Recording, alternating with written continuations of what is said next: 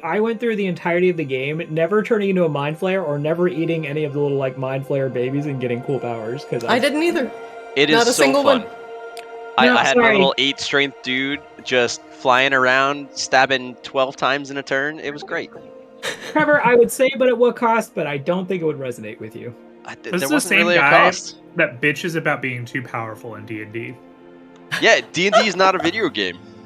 You also have bitched about being too powerful in Baldur's Gate 3. Yeah, that's true. It was kind of unfun. We turned it up to the maximum difficulty level, and we still like crushed the last fight without effort. If only there was a way to not be as powerful and I guess get more tactical enjoyment out of it. Like not be a mind flayer, a character that's willing to be a mind flayer. We didn't want Orpheus to sacrifice himself. That's not RPing, Trevor. That's just you. Shit, he was redheaded. What's the downside? Losing your soul and eating brains. No, yeah, but he was a redhead, so he didn't have a soul to begin with. So it's just eating brains. So that's a delicacy in some places. What you gotta understand, Christina, is that if you become a mind flayer, then you join, I guess, the mother brain, and there's only peace. There's no war.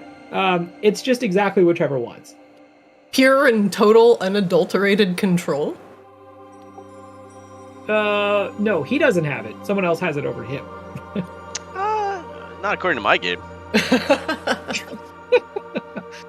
Trevor is the mother brain now.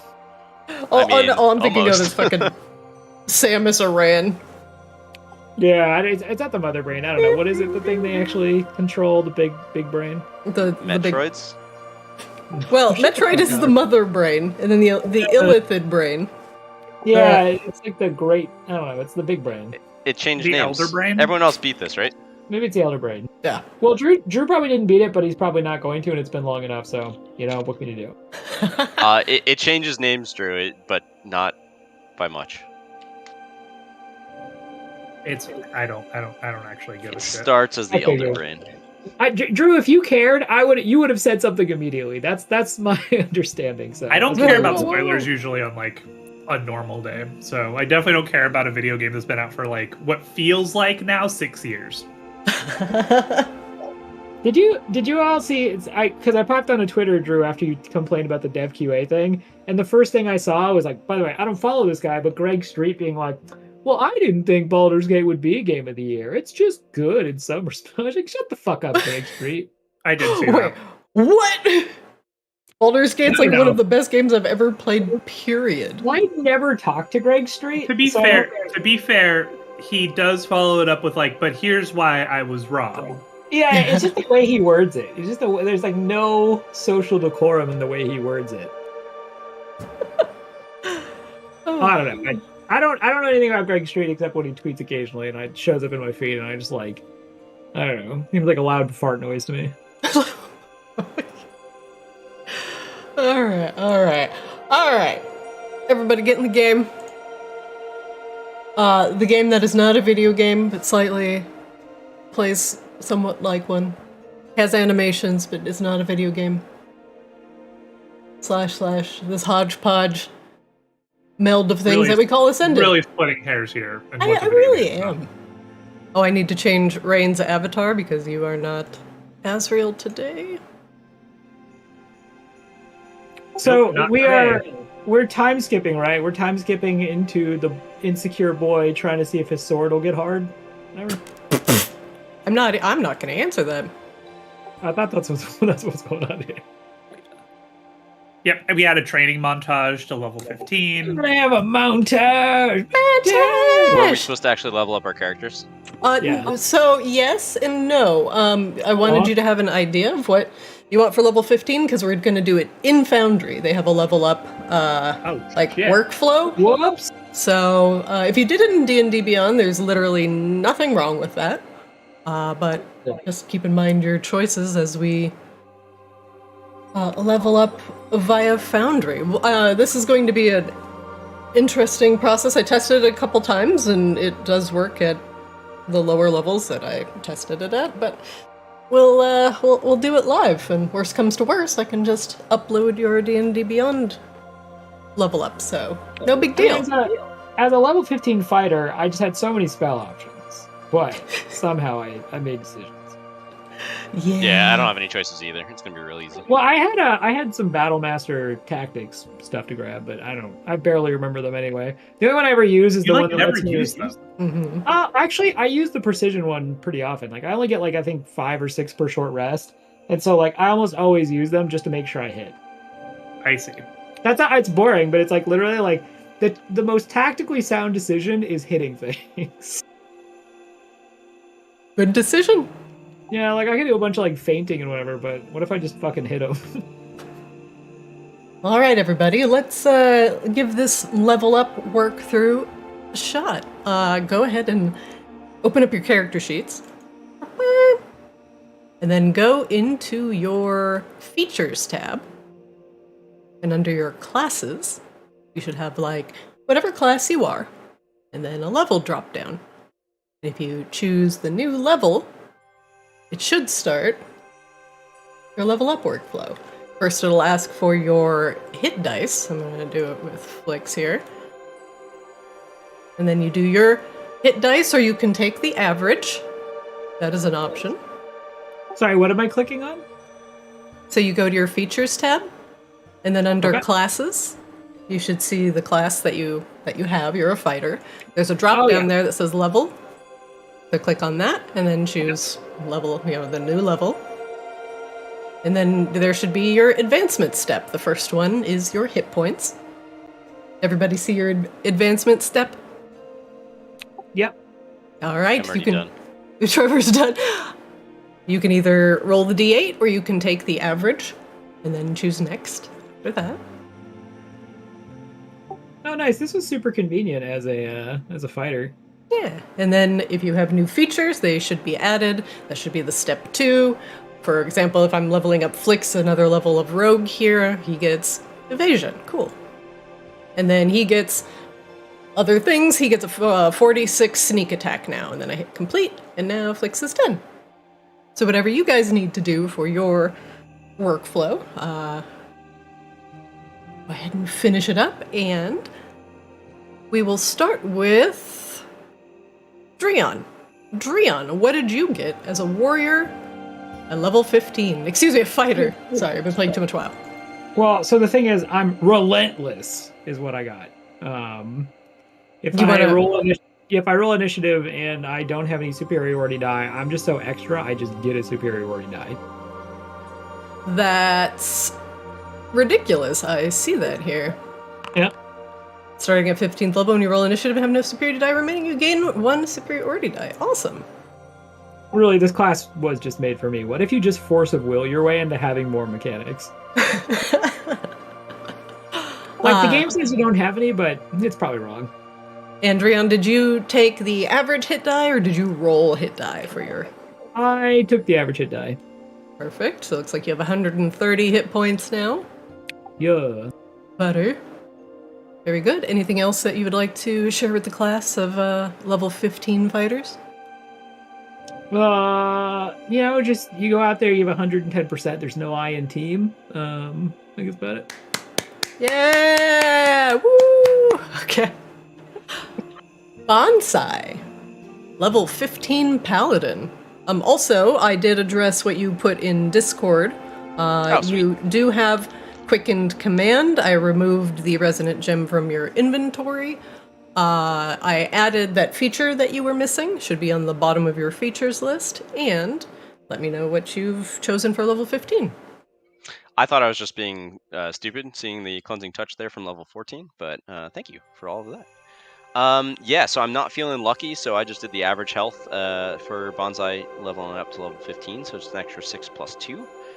And then the ability that I get means I can't be killed. Undying Sentinel. So I don't suffer any of the drawbacks of old age, but apparently I still get the benefits. And I can't be aged magically, so if we run into any liches, not liches, none of those impacts will be really an issue. Yeah, it's gonna be fun. The blessings of Arctis. Finally, the Arborians are the timeless and ageless sentinels of the land. Good job, Bonzo. Literally, so I think I'm frozen at, 2 months old? Oh, God. Well, Just don't put that on your ID. They can never drink. How old are you? How old are you, Bonsai? This is inappropriate to know. Is he like Kristen Just a Dunst in Interview with the Vampire? Oh, God. Oh, yeah. I mean, that's a pretty good description. Like, It's occasionally terrifying. there's some tantrums that go on. Very good. All right, well, Dreon apparently got, a superiority die, and then Bonsai got immortality. Equal. Yeah, but consider that means that Bonsai has to be Bonsai forever immortally, which I would not. I'll take the superiority die. Very good. That looks great. Rain, what did you take for level 15? So it didn't actually let me do anything aside from roll my hit points, but I technically should add a couple of spells. It did unlock 8th level spells for me, and I don't know how to add spells because I hit the add button, and it just gives me like a blank spell template. Oh, yeah, I can add those for you. What spells would you like to learn? Oh man. We are going to add Simulacrum, 7th level spell. Would you like to share with the class what that does? No, not really. No? Okay, cool. And then we are going to add for our first 8th level spell, Clone. And then we also can finally scribe this spell scroll of Feeble Mind in our inventory. Which will also be I hate helpful. that spell. Oh, yes! We love Feeble Mind. Feeble Meow. Meow. Very good. Rain, those spells have been added to your incredibly powerful repertoire. My prepared spell list is all. Sorry, jacked up. incredibly powerful repertoire, but no fireball. Hmm. In a recent Discord conversation, I learned that that's not a good thing. But if you'd like to shift around what is prepared and not prepared, I suggest you do so now. This is more of a. That was more of a statement on my total prepared spell number is wonky. Your It's at total. zero- It's 21 out of 0 right now. I have to actually go look in D&D Beyond of like the number that I can actually have prepared right now. It's 20. You have 1 over. Let's see, abilities int mod. So it's your int modifier plus your levels in wizard. So it should be 20. It's 20. Yep. Okay. So So you're just over by 1. yeah, let me see what nonsense is going on. I'll fix it. Yeah. Oh, I see you. You okay? Cool. You got it. Cool. All right. Well, for Flix and Wangdoodle, we will handle their level ups when they join us next. Flix, triple question mark. Wangdoodle, hopefully next week. Oh, very good. I hope you all feel incredibly powerful. Because we're in the end game now. Woo! Finally. Gonna go face Tiamat, go straight to hell. Don't pass the Arctis library. Yes, Bonsai. Straight to hell. In fact, if you want to go there even quicker, I know a very, very simple route. Just sell your soul to Tiamat. Easy. The soul thing that keeps coming up. What happens when we don't have a soul to begin with? Bold assumption. Bold assumption. Are you willing to gamble your soul on it? Would you like to make a contract? Are you asking me or Bonsai? Yes.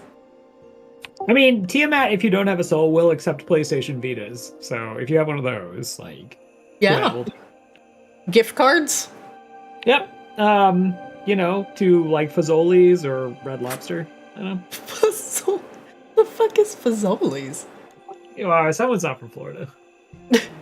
What is a Fazoli's? Fazoli's is a kind of like fast food Italian place that's popular in Florida. What? Is it Fazoli's real Italian? Isn't that what it is? So fresh? Is that it? Uh-huh. Yeah. Yep.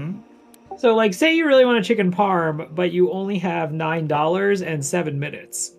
I mean, you're not gonna go to Olive Garden, right? You're gonna go to fucking Fazoli's.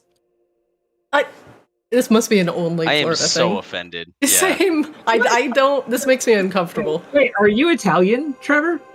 I'm an Italian adjacent, being from New Jersey. And marrying an Italian. Yeah, I'm from Jersey. I was born in Jersey. I'm married into the family, you know. You know? Hey, I am Joey. 0% Italian, but I wag my fingers at you. Fazoli's nonsense. It's not real chicken parmesan. I can't say I've ever wanted to have fast food chicken parmesan, but now I'm curiously intrigued. Okay, And also well, a little disgusted. When Florida stops being so terrible, so never, we can take the team trip out to Florida and go to Fazoli. Fair. All right, you three. Leveled up and ready to go. Let us continue our tale. Previously on Arctis Ascended. So... Hold on, let me think about how I want to start this.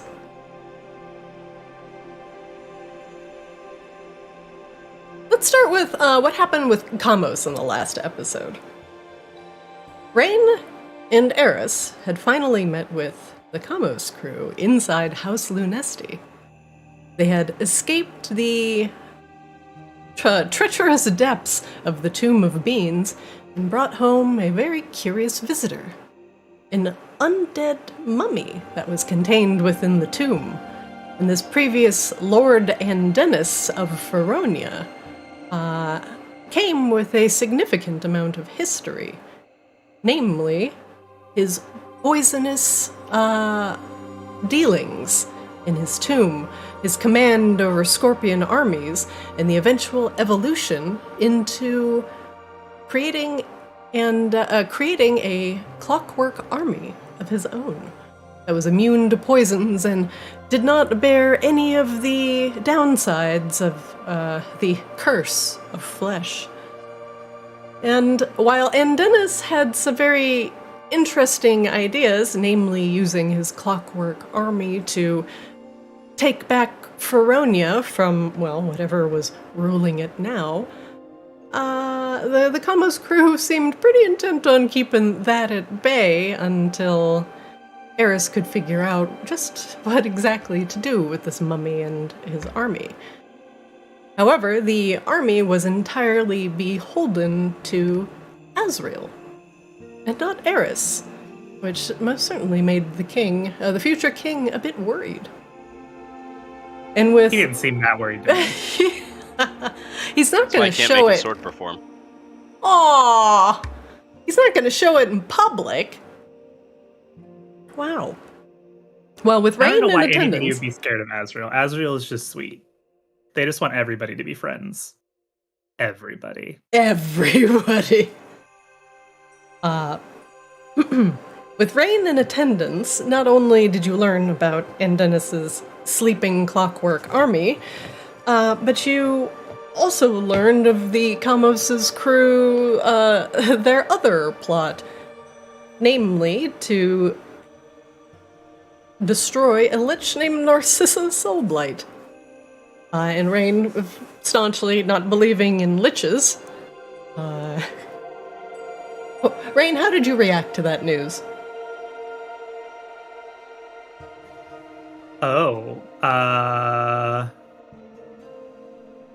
Rather incredulously, I believe, if I recall. Yeah, it was pretty incredulous. Did you say a lich? Like an actual lich?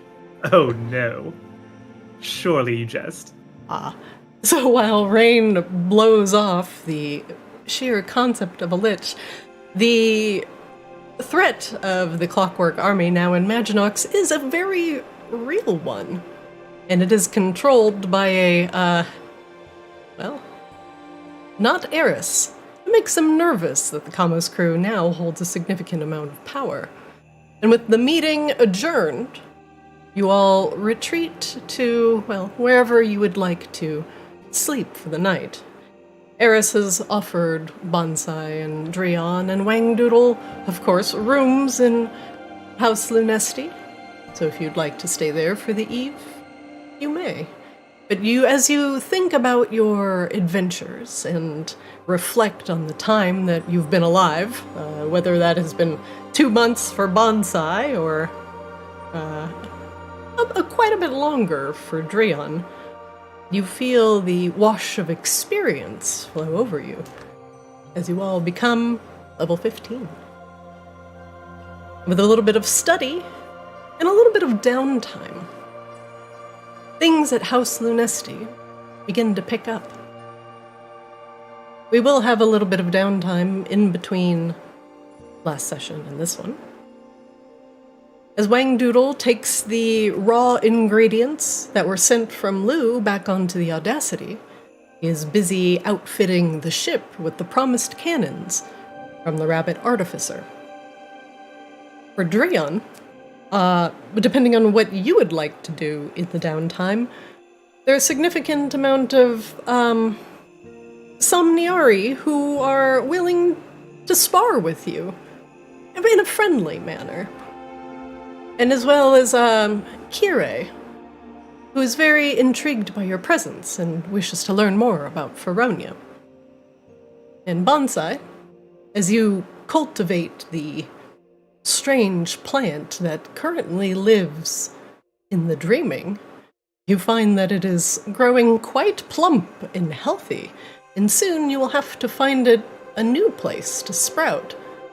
But you're not sure if it will grow so readily outside the Dreaming. So you might have to find a place for it where it can set down its roots. You know that the powerful roots of even things cultivated by the Arborians have the potential to pierce the veil. So be careful that you're not poking holes in Rain's dream realm. Rain, as you spend more time with Eris, as the full moon grows closer, his anxieties and worries are not revolving around him as a king, but more of worrying about letting everyone down. He's so burdened with the idea of selflessness that he wants to help as many people as possible. And he wants to make everybody happy. It's such an impossible task that it is quickly driving him to a lack of sleep, a lack of rest, pacing the castle at night, and wielding the Moonblade, yet unable to speak with it. And as the time of the full moon draws closer, the Somniari become more and more active. And soon you see them retreating to the trees, away from the castle more often than not for extended periods of time, and only coming back when their preparations have completed.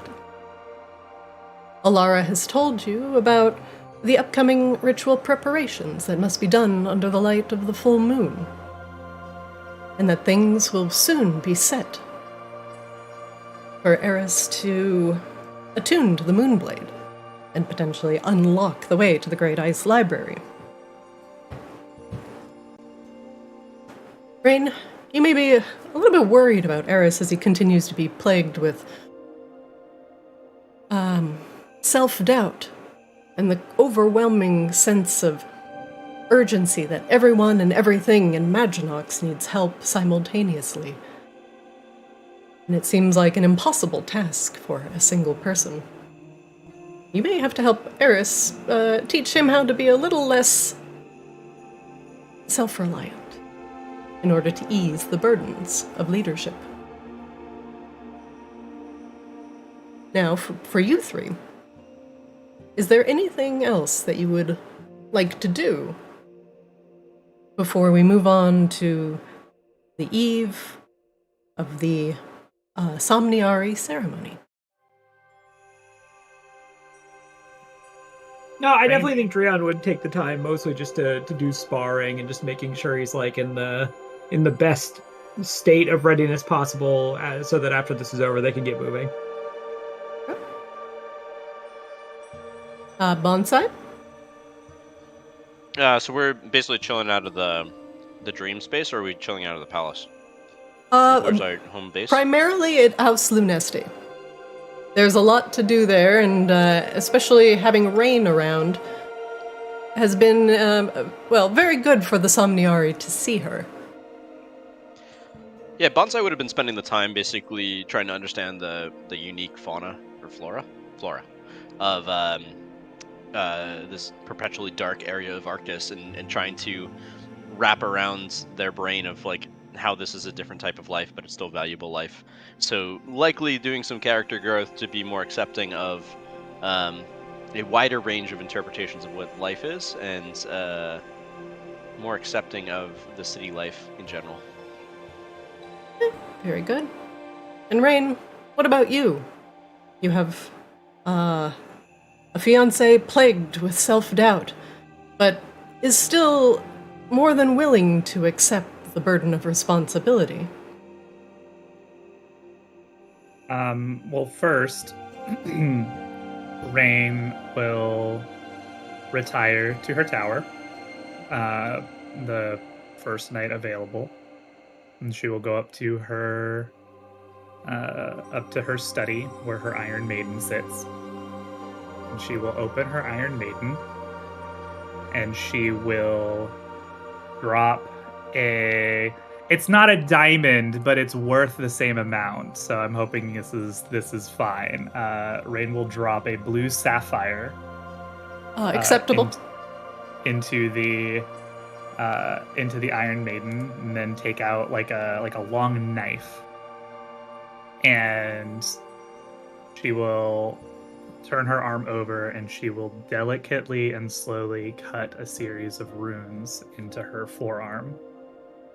And as she gets down towards her wrist, she will carve out an inch square of skin, peel it off, and set it next to the sapphire, and close the Iron Maiden. Blood magic! It's not black magic. It's blood magic! It's witch magic. Okay, now we're splitting hairs. It's blood magic. It's not dirt magic, that's for goddamn sure. All right, well, lots of different focuses here at work. Some in the physical, some spiritual, some dirt magic.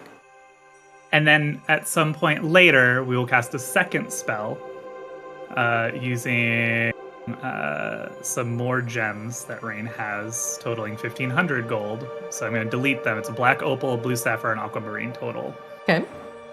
And Rain will cast... I'll just go ahead and cast it, because this one I think it's okay to show everyone, just so everybody can see it. I just cast the dang thing. For the sake of people seeing. Ooh. That's pretty. Beautiful. Rain will form a rain-sized snowman outside in the Arctis snows, and will imbue it with a semblance of life and create a simulacrum of herself. What a fun word to say, by the way. Simulacrum is like a top 5 word to say. It's a good word. That's like 40% of the reason I took the spell. Yeah. Simulacrum, you just jam. Yeah. And once she is formed, she will take her back into the tower, up into her study, and kind of leave her there for now, to come out at a future time. Okay. Rain builds a snowman and imbues it with a semblance of life. Okay, I'm going to delete these gems now. Okay, please do. And then Rain will spend the rest of the time, That's like a day. That's like 2 days between the simulacrum, because that's like 12 hours, and the other spell is also several hours. So, and she'll spend the rest of the time with Eris trying to figure out what the fuck is going on and how she can help. Eris seems, very intent on smoothing out any sort of tensions between the Somnivores and the living Somniari.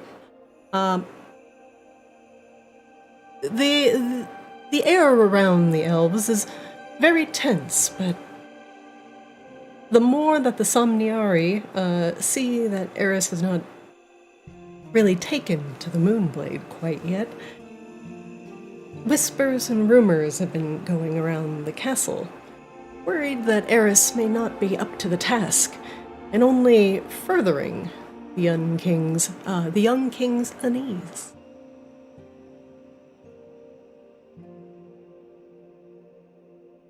Rain will fill the role of Eris's anger translator.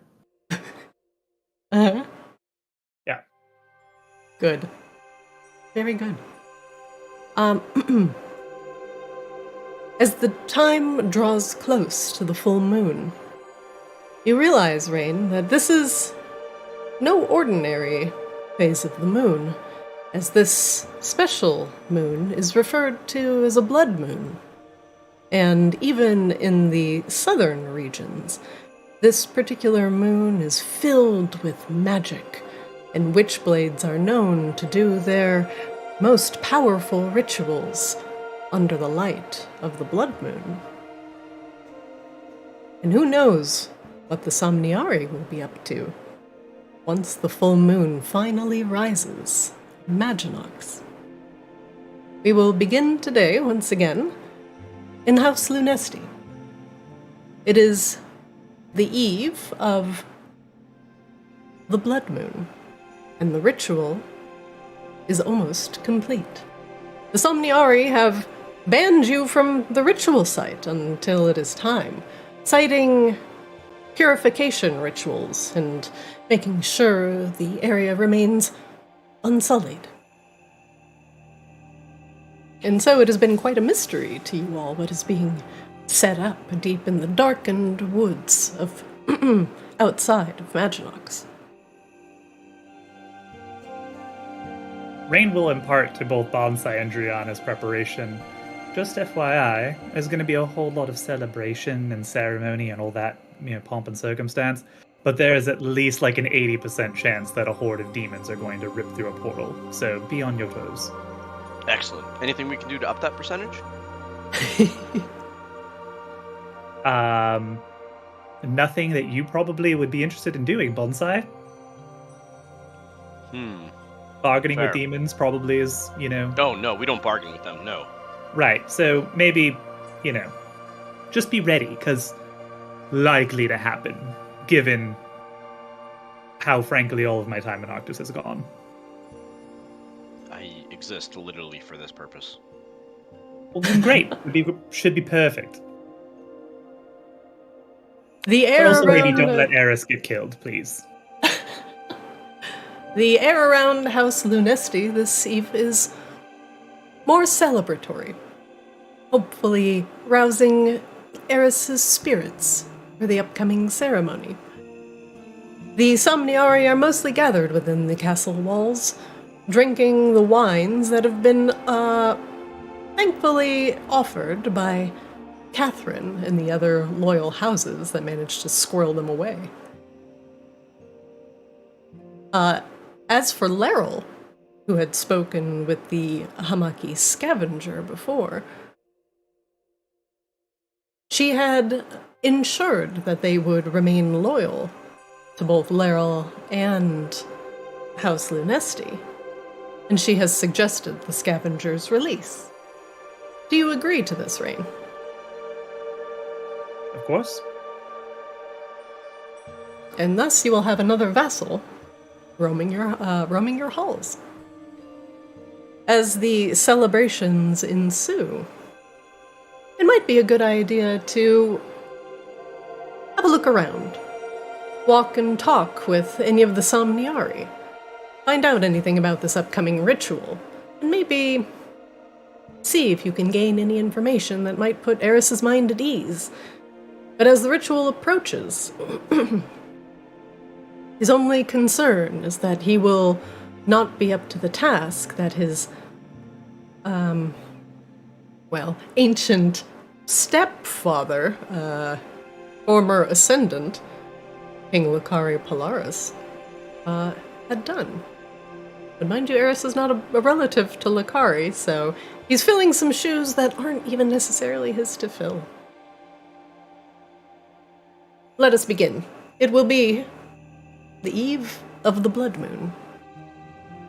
The castle is filled with celebration, and you do see Lucia Crichton crawling the halls, drink in hand, trying to eavesdrop on any conversation she can, but getting the cold shoulder to most of the Somniari. One moment, please. Actually, before we change scenes, I would like everyone to take a long rest, if you have not. Oh, I'm actually trying to reload back into the game because it wouldn't let me hit the long rest button, so... Uno momento, por favor. All good? At least it didn't aggressively log you out. Yeah. Not yet. Not yet. Just passive aggressively? It does that really well. Alright, I'm stuck on the infinite, I'm downloading modules now. Yeah, it shouldn't be infinite these days. It should be a lot quicker. Unlimited module works. Yeah, sometimes we get stuck in the infinite Kevlar.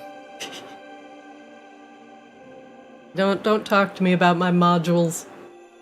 I have modules. God, I have Don't so many. speak to me or my modules ever again. My lovely lady modules. I only have 106 active, please.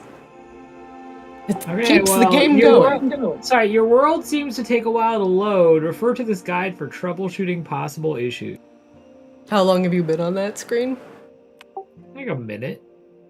Go and refresh. Refreshing. Why didn't it make me do this when I first opened up Forge? Is a question that I think is fair to ask. I mean, we ask that every time we load into this game. Huh? Huh? Alright, I'm downloading again. Alright, just leave it there.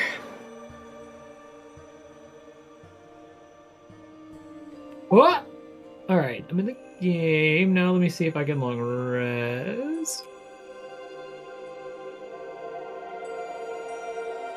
I cannot click the bed for some reason in my character icon. But I am missing. Oh, you don't. When you hover over the bed, it brings up two little hourglasses, short rest and long rest. You got to click. You don't click the bed. You click the long rest after you hover over the bed. Yeah, I'm hovering over the bed and I'm not getting hourglasses. Oh. All right. I'll long rest you. Cool. Thank you. All right. Forcibly long rested. For sleep. How dare you make me rest? Let's begin. I'm not ready for bed. House Lunesti. Floor 2. One moment, please.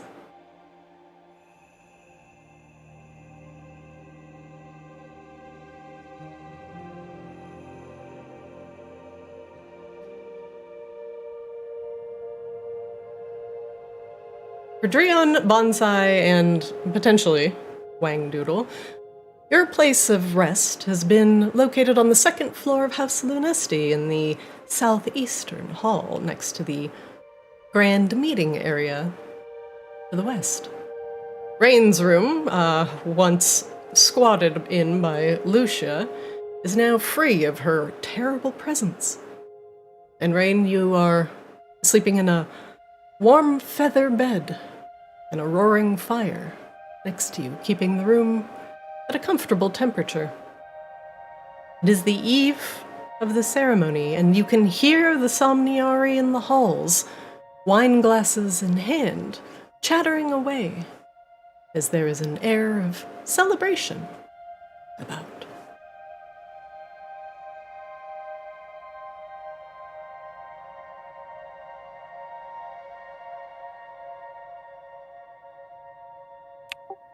Is it time for this thing already?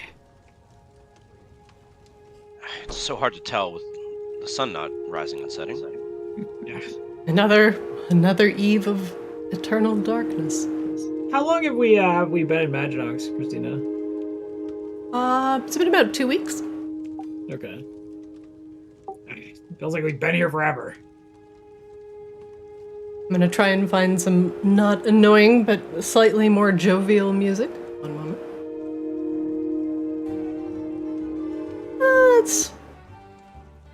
That's acceptable. Nice. It's like I'm at the Olive Garden. When you hear your family. Yeah, when you hear your family. You'll be a big fat Greek heiress's wedding. Rain, like most times you rise from your slumber, Eris is not beside you, most likely roaming the halls restlessly.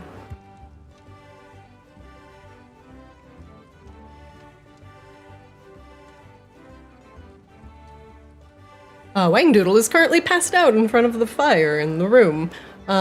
You all may have imbibed a little bit of wine yesterday, but you are safe in the comforts of your Lunesti given room. Wangdoodle has been prone to a bit of overindulgence, so maybe it is good to let him sleep. Yes. Lightweight. As I take Wangdoodle off the map.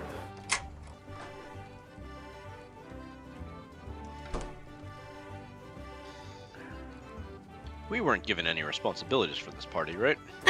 Rain, you hear from the north. Oh, is it her? Oh, yes, it's Lady Silversong. She looks just as lovely when she just wakes up as she does when she comes home from a great battle. How did you hear? She's a renowned swordswoman. No, they call them blade dancers. No, that's ridiculous. Blade dancers? Does she truly dance with a blade? No, she sings with a blade. Like, out loud. I've never heard her sing before, have you? No. Rain, the chatter continues as you exit the room. Can't help but I feel like I was insulted at the start there. Like, looks as great waking up as she does coming back from battle. What?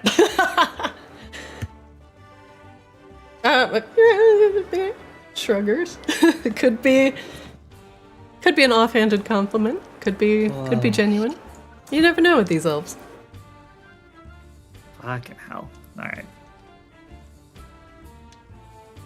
Ray just kind of freezes in the hallway, like not wanting to go amidst all of the people. Have you ever heard of steal her nerves? Have you ever heard of a blade singer before? No, blade dancer. Wait, is that something that we do for entertainment, like swirling scimitars about? No, it's supposed to be something more ritualistic. I don't know, she's from the southern continent. All their magic's so strange and foreign to me. Truly, have you ever been across the waters to the southern continent? No, too dangerous. And why would I ever go down there? It's just full of humans. Ew, humans. Rain, you're still on that wall? Do you want me to continue the random NPC chatter? I will do this all night.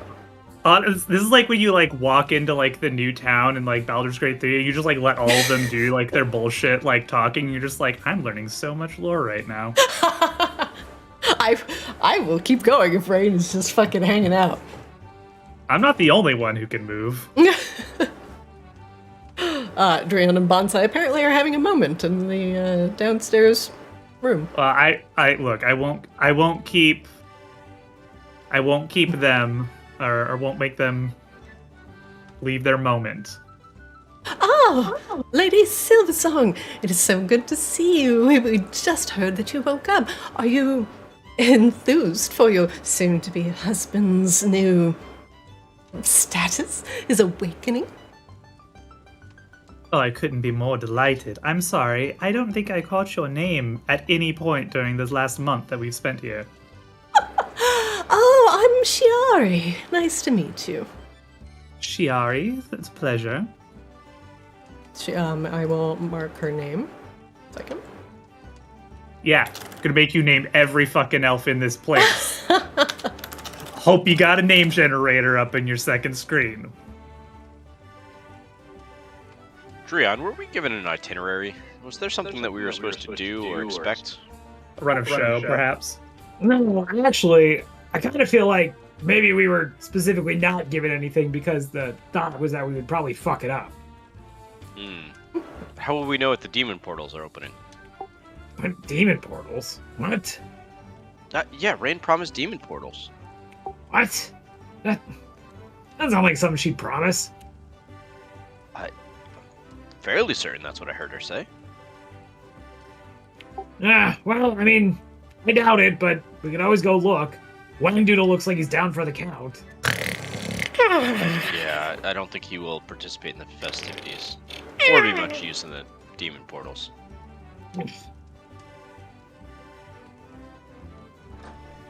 He did finish the cannons, though, right? I don't know.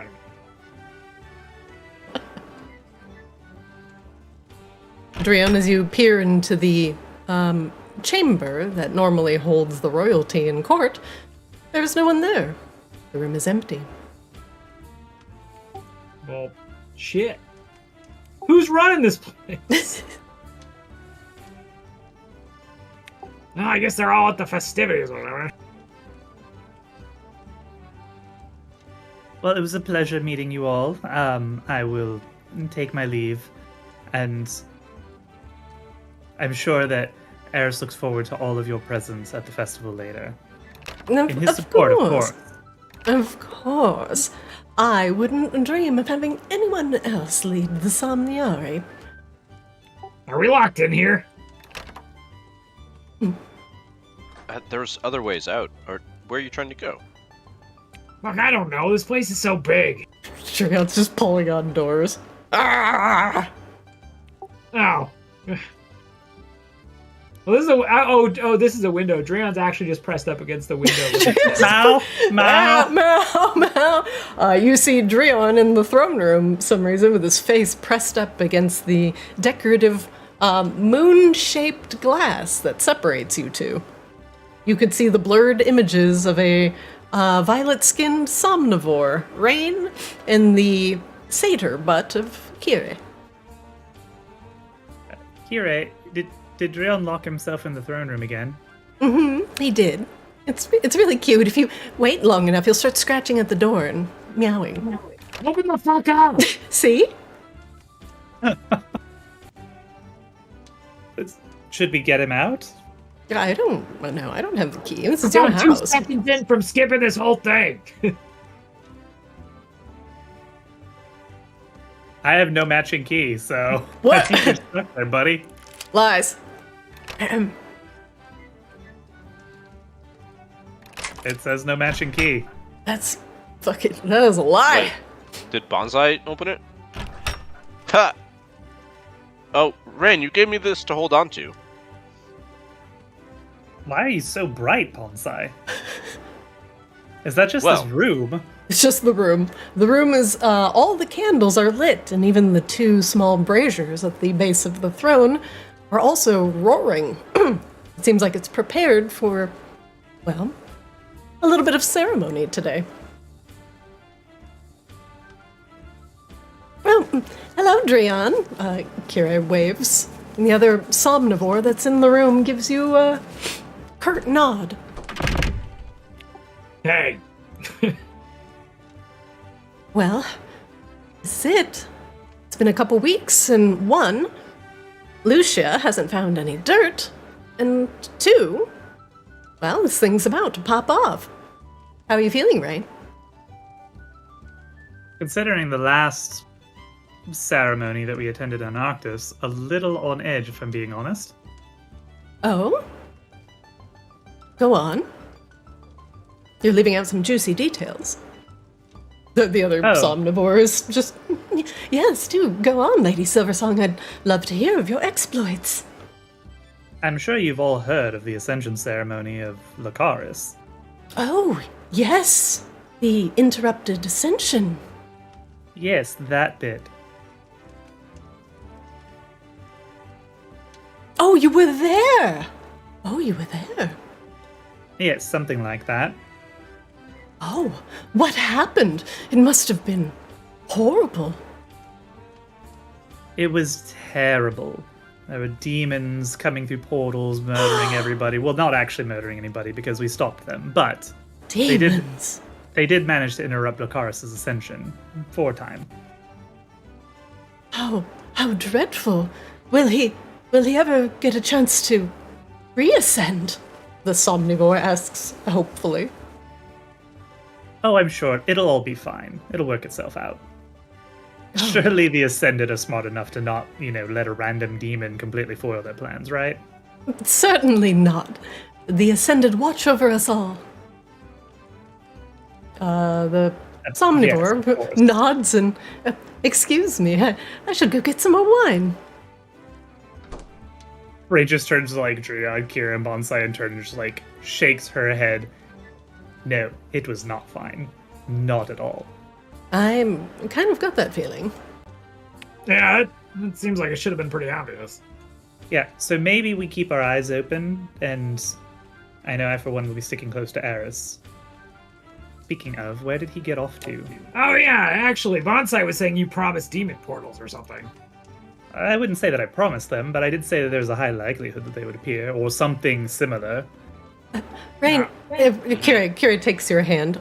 Rain, before you go off and worry too much, don't worry. That's why I'm here. One, I've been keeping an eye on your husband-to-be, and last I saw him about, 5 or so minutes ago, he was roaming outside the castle on the west side, kind of behind the jail cell. I believe he was walking with the Laryl. You tell me not to worry, and then you tell me he's walking with Laryl. You need to make up your mind, Kira. Well, at least you know where he is, right? But anyway, I suppose that's true. I've been keeping a good eye on him. And plus, the homunkies haven't even caused any trouble. Frankly, they've been quite docile. Well, I love to hear that we have not had any assassins trying to murder anybody lately. That's good. Bar on the floor kind of good, but, still good. This should be your day, Rain. I don't want you to worry about every little thing. Why don't you go and have some fun? No, it's to be clear, it's not my day. It's Eris's day. Well, it's both of your day. And to me, it's your day. Why can't we celebrate, Rain? You never like celebrating. Kira pouts. We can I celebrate love when parties. Kira well, starts to look deflated. Let's of course celebrate. I'm just saying, let's Yes! stay on our toes a little bit, though, just in case. Okay. You remember the masquerade ball from 14 summers ago? Oh. Mm-hmm. With the young man and the... Yeah. And those autumn fae. Gosh. Excellent desserts, but... I'll never look at them the same way again. Celine will never get the smell of toadstool out of those rugs. Ever. Kira just shudders. Enough about Rain's history. Dreon, Bonsai, it's a celebration today. Why don't we get you a glass of wine, take a walk around the lovely garden, try and not worry about things today? What if we all just instead stayed on guard and watched for signs of trouble? Yeah, today doesn't seem special. It's no different than any other day. Nah. That's not true at all. Brian, I think you should go grab a glass of wine with Kira, for sure. No, you'll need to be... Absolutely not. No. You'll need to be on guard later, so this is a good time to do it. No, I'm gonna stay right here by your side and protect you. And he's it's looking very why are you doing this to me? Well, I think if you're skilled enough, you can do both at the same time. Watch this. Oh. She grabs the wine out of the Somnivore's hand. Thank you! Drea looks at Rain and he's kind of speaking in hushed tones. Could you stop? That woman unnerves me. How does she know of you? I don't know. Stop it. Stop what? Stop fucking trying to make me hang out with her. I mean, she wants to hang out with you. She's Well, trying to tell hang her out no. with you. I'm your guard. I mean, you can tell her no. Gee. You don't have to hover around me all the time, Drian. Fucking how times change. To be clear, Eris sent you. I never asked for you to follow around and wait on me hand and foot. That's not really a thing. I don't feel like that's ever been our dynamic, so... Not waiting on anything. I just can't fucking protect you if I'm up somewhere with some... I can't do my job under those circumstances. It's understandable, but I also don't want you to be all uptight all the time either. Emphasis on the circumstances. He takes like a 5-foot step away and turns towards the chairs. As somebody who's been a guard for Queen for quite some time, I can assure you, it's not going to change if you're right over their shoulder constantly. Drian like just continues looking in the other direction, doesn't say anything. All right. Well, anyway, are we just going to sit in the throne room all day? Is that what we prefer? This is your thing. What do you want to do? Well, we should probably go be social with all of these foppish elves floating around who want nothing more than to have their future king, Eris, ascend or attune or whatever with his moonblade and lead them all into some new glory age. And we should want the same thing, considering that's what we need to get into the Ice Library to actually save this whole damn continent. Yeah, I was gonna ask, is he over whatever depressive shit was going on? Oh, absolutely not. This is just gonna be a fucking disaster, I can tell. Why are you standing in front of the door? Why would you think that's okay? Oh, she gets bumped out of the way. Oh! Pardon us. We're just leaving. I was just, fixing my hair. Just don't stand in front of the door. It's simple.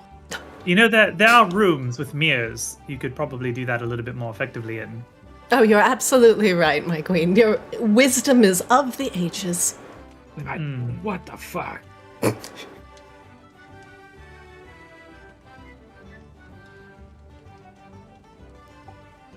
Drian sees the restless Somniari elf. He looks at Bonsai.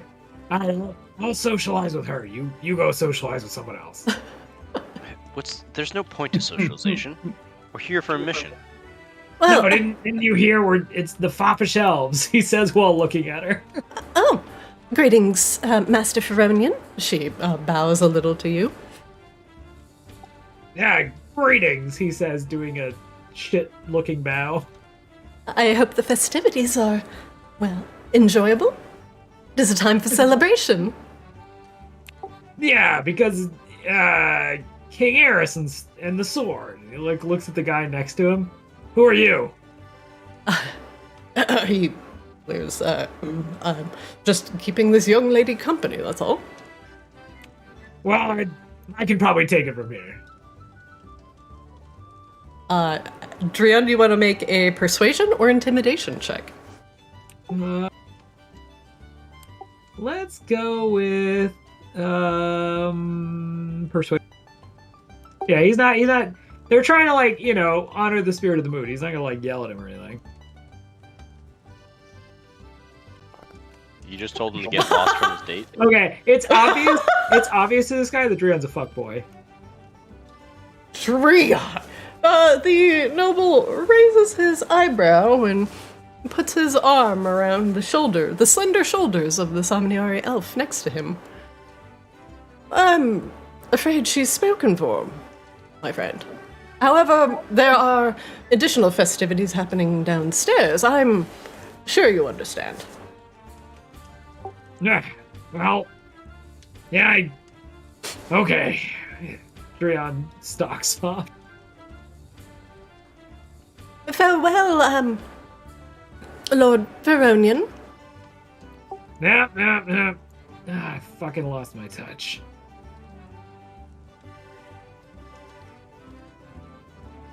I have no idea where I'm going. I've been here for weeks and I have no idea where anything is. The stairs downstairs were actually in the room you guys were just in. But you These can are like stairs. These are also stairs. These are just the wings where normally people would be sleeping. So you can. These are like private wings, but you can absolutely be in here.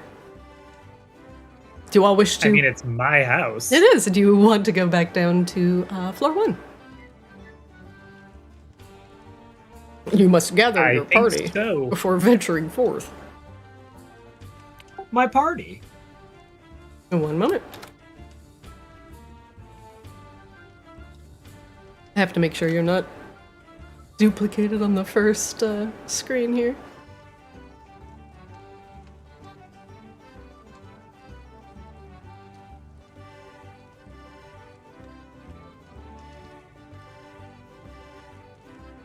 Second.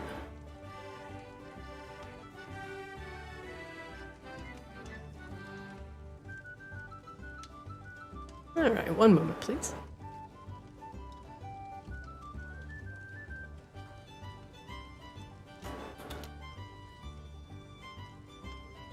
Oh my god, so much aura warding. Yeah, right. It, yeah.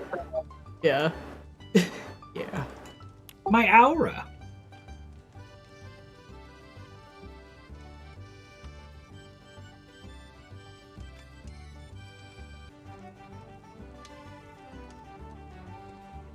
As you descend the stairs to the first floor of House Lunesti, you are greeted by the familiar face of Tina, who is cleaning and discussing, well, just the random goings-on of the day with the scullery maid.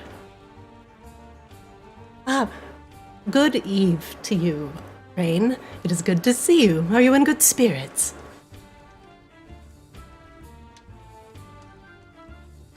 Is Rain muted? Rain was muted. Rain is muted.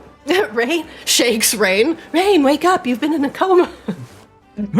Oh god! Is Tiamat alive? Oh no, you were there, and you were there, and you were there? You've been in a coma for 10 years. Tiamat's been here the whole time. Rain, you look a little off. Can I get you anything? We have, actually, some fresh-baked cookies going on in the kitchen. Actually, I would love a cookie, Tina. That sounds amazing. A little sugar may perk you up. Bonsai, would you like cookies? No, I don't. No, thank you. Are you I sure? don't eat that. What do you mean you don't eat that, Bonsai? Tina turns around. You know this. Yes, would you kindly get Lady Silversong and her allies some fresh cookies? Oh, yes, right away. I mean, could we get you some fertilizer, Bonsai? Anything? Oh, if you had any on hand, that'd be lovely. I'm sure we could find some. Or, just some fresh filtered water. Oh, we do have plenty of water in the kitchens if you're quite parched, Bonsai. Sure, lead away. Now, these are more of the common rooms where many of the Somniari have been staying.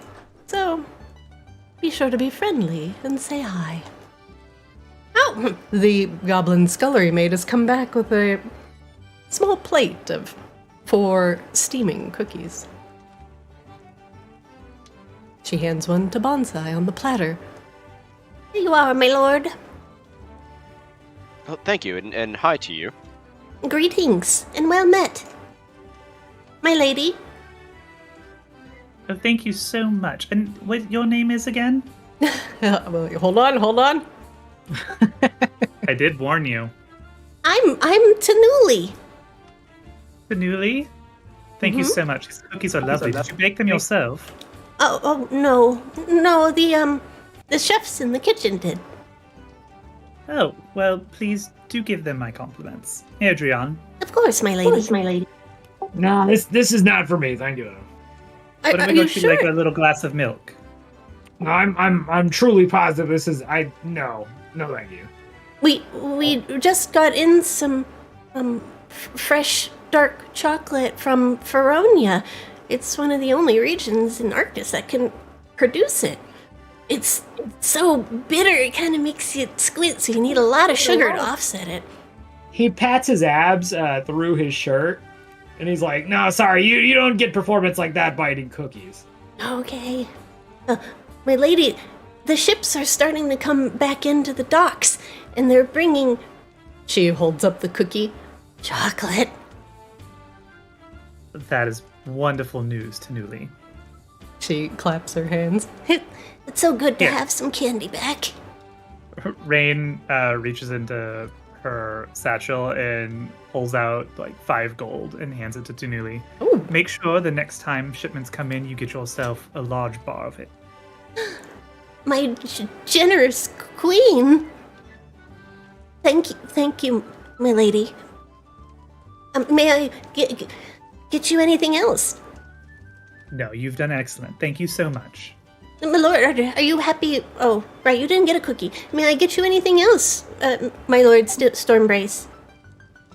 No, I'm great, thank you. Maybe like a protein shake. No. Very well.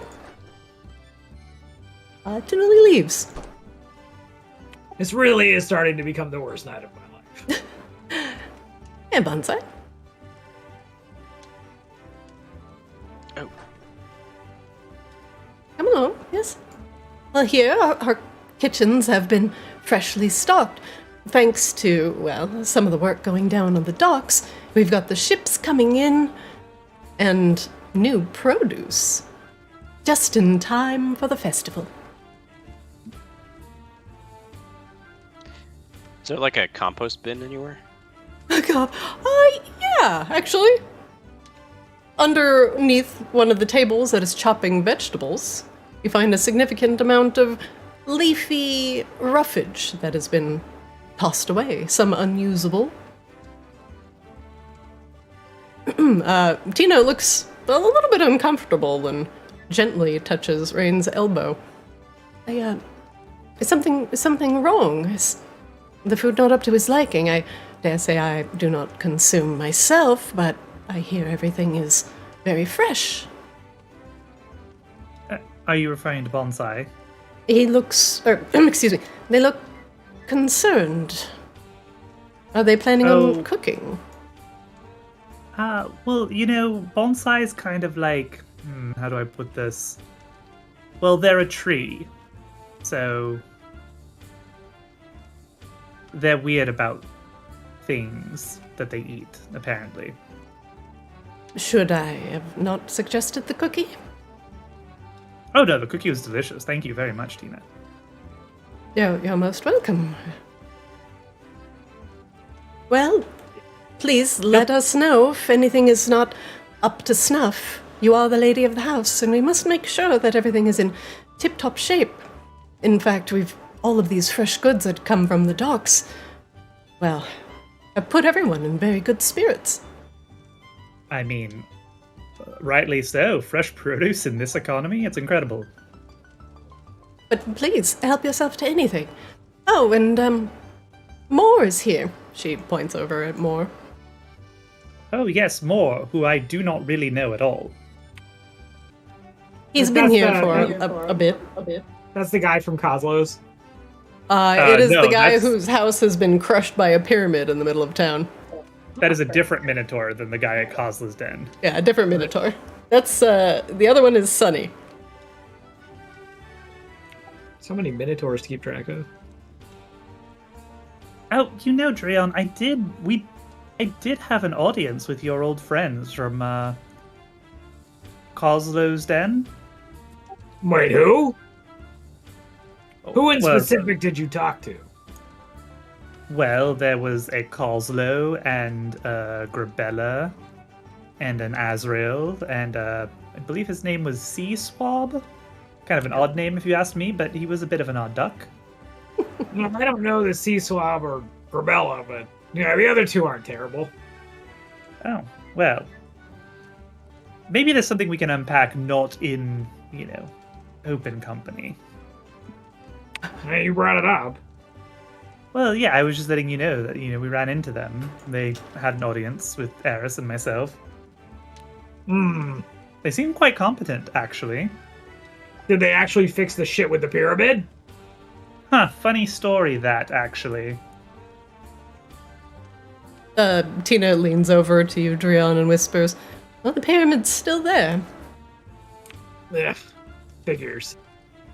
Yep, indeed the pyramid does seem to still be there. Thank you so much, Tina. You've been a delight. Of course. Please let me know if anything is not up to your standard.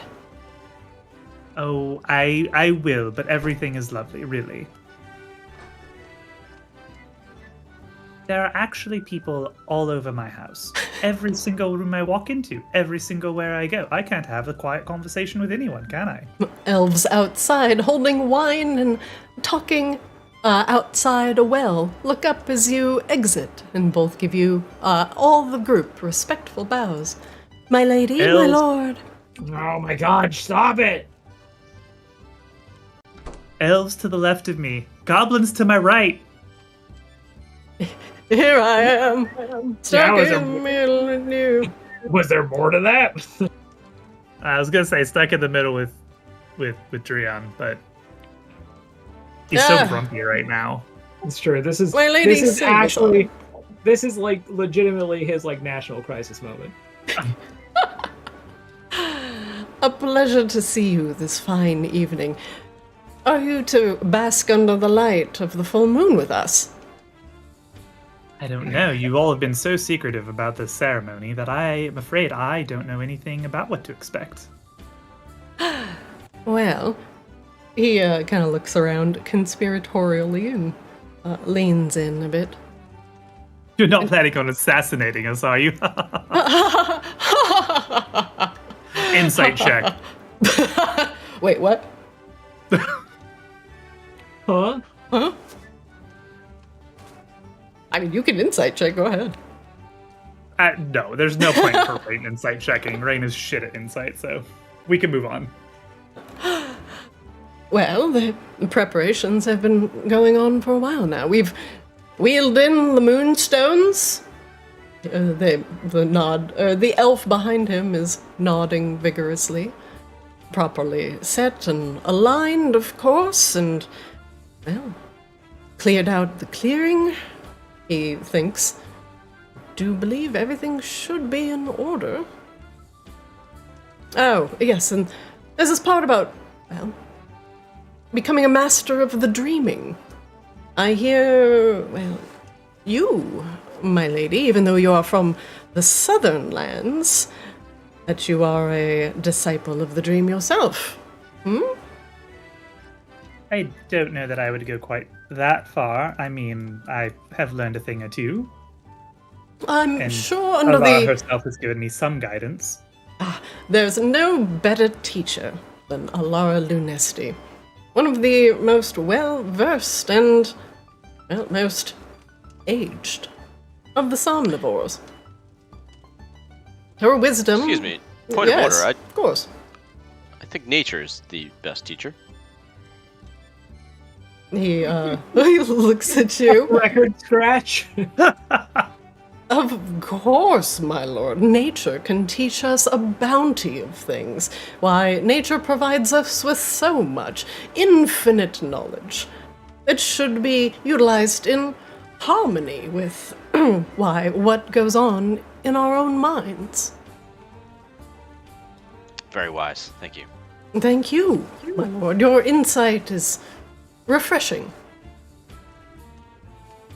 Now, I'm my sorry, lady, sing the song. why is this penguin wearing a helmet on fire, though? He's not a penguin. He's It looks like he's about to explode. It looks like he got the bomb debuff on him, and he's just trying to stay away from the rest of the raid. a Ravenfolk guard. This raven is a white raven, dressed in the sigils of House Raven's blood, is walking around with a lantern. And he's, swinging it back and forth to make sure all is good. The scout do be scouting. Alright, so there's not a timer over his head that's counting. No ticking, like, doom timer or anything like that. Okay, that's fine. We'll allow it. We like penguin folk around here. Yes. But the ritual is most about self-reflection, understanding your inner strengths, and ensuring that the one that leads us into a new age under the moonlight will be worthy and true of heart. And this, I believe, in Eris completely.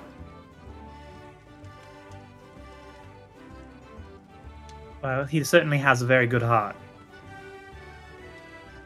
Sometimes I worry he cares so much it'll burst. I dare say, my lady, if I may, I have seen him roaming the castle grounds alone, looking quite troubled. Is not amiss? There's just much on his mind, of course. Yes. There's a lot of pressure, and it has been a long road for him to get to where he is now. The burden of duty is understood, but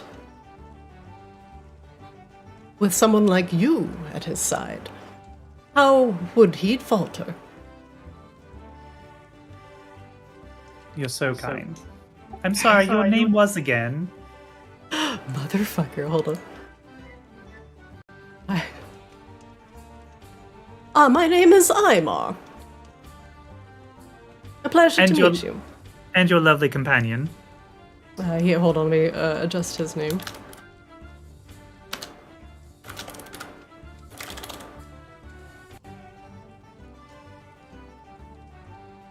Oh, yes, and my lovely companion here for the evening. Her name is Delmira. She waves. A pleasure to make your acquaintance, Dimira. Delmira. Delmira, my apologies. Well, I'm going to find my fiancé, and we will look for you at the festivities later. I am greatly looking forward to it. Your kindness and hospitality are now renowned throughout the Somniari people. May your day be blessed. He gives you a deep bow. Rain gives him a slight nod. Thank you so much. You are too kind.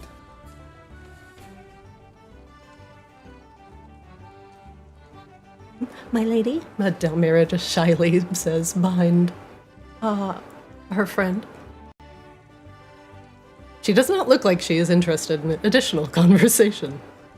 And is too nervous to talk to Rain. Rain smiles and moves on. My lady Silversong. All is clear. And everything is quiet here on the day of your, the festivities. The raven folk under the tree pops out, lantern in hand. Keep up the good work, Jimmy. Thank you, my lady. Jimmy. That's his name, right? It is now. Nailed it. My lady, if you wish to know the location of your betrothed, he is that away. He points that way. Oh, very good. Thank you very much. What is this building here? I've never actually seen this building.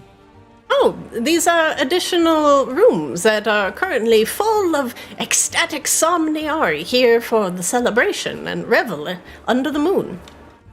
Well, we certainly would not want to disturb them, would we? No, you can, by all means, go in, but Nope. it's mostly Jimmy. rooms and a kitchen. They'd be very excited to see you. I assure you, they need their rest for all of the festivities later, right, Drion Bonsai? God, this place is terrible. Can't tell the difference between these Somniari, so yes, I agree with you. Wow, you can't just say that.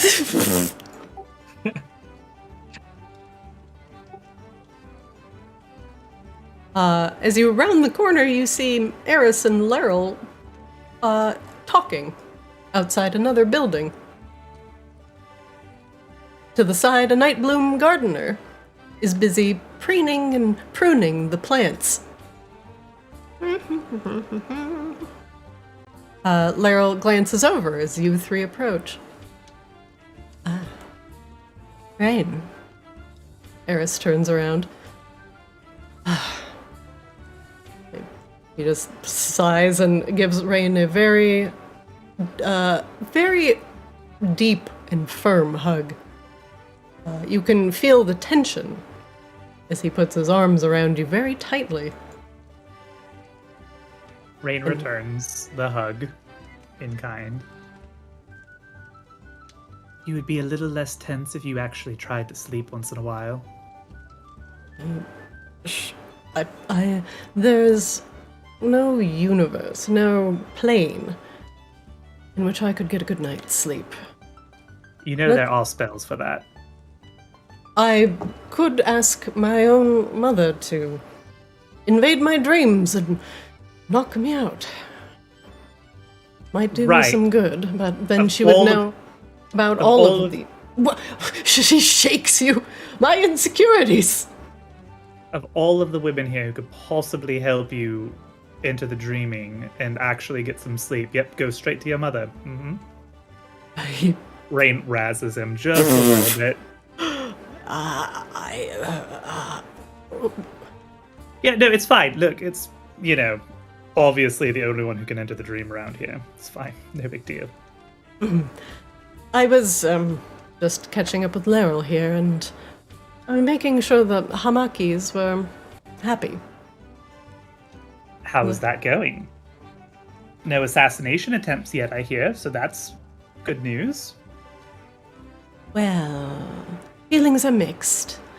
Of course, there are Hamaki that wish to have our home back, that are very loyal to me, but they understand that you have given them another opportunity, and that following me in the current situation, the previous situation, would have led to painful deaths. I'm sure they'll come around.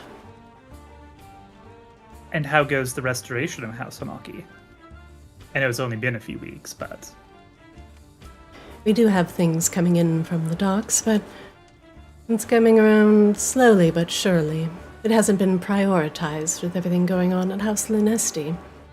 But eventually, it should be cleared and can be utilized for whatever you wish. Well, it's your house, Laryl, so whatever it you is wish. Your within house. service of House Lunesti, of course. Whatever you deem worthy to return to me, my lady, will be much appreciated. Drian whispers to Bonsai, these types of exchanges in Feronia are usually much shorter. Interesting. Maybe Rain can move her seat to there, and all of this could go much faster. Yeah, that's actually a pretty good idea. I've been reading, though, and I think that would involve an invasion and her taking over Feronia. Do you think your people would be okay with that? No, not a fucking chance. But, we can make it work. What? Taking over Feronia? Why would you want to do that? I'm sorry, was I not whispering? For shorter conversations.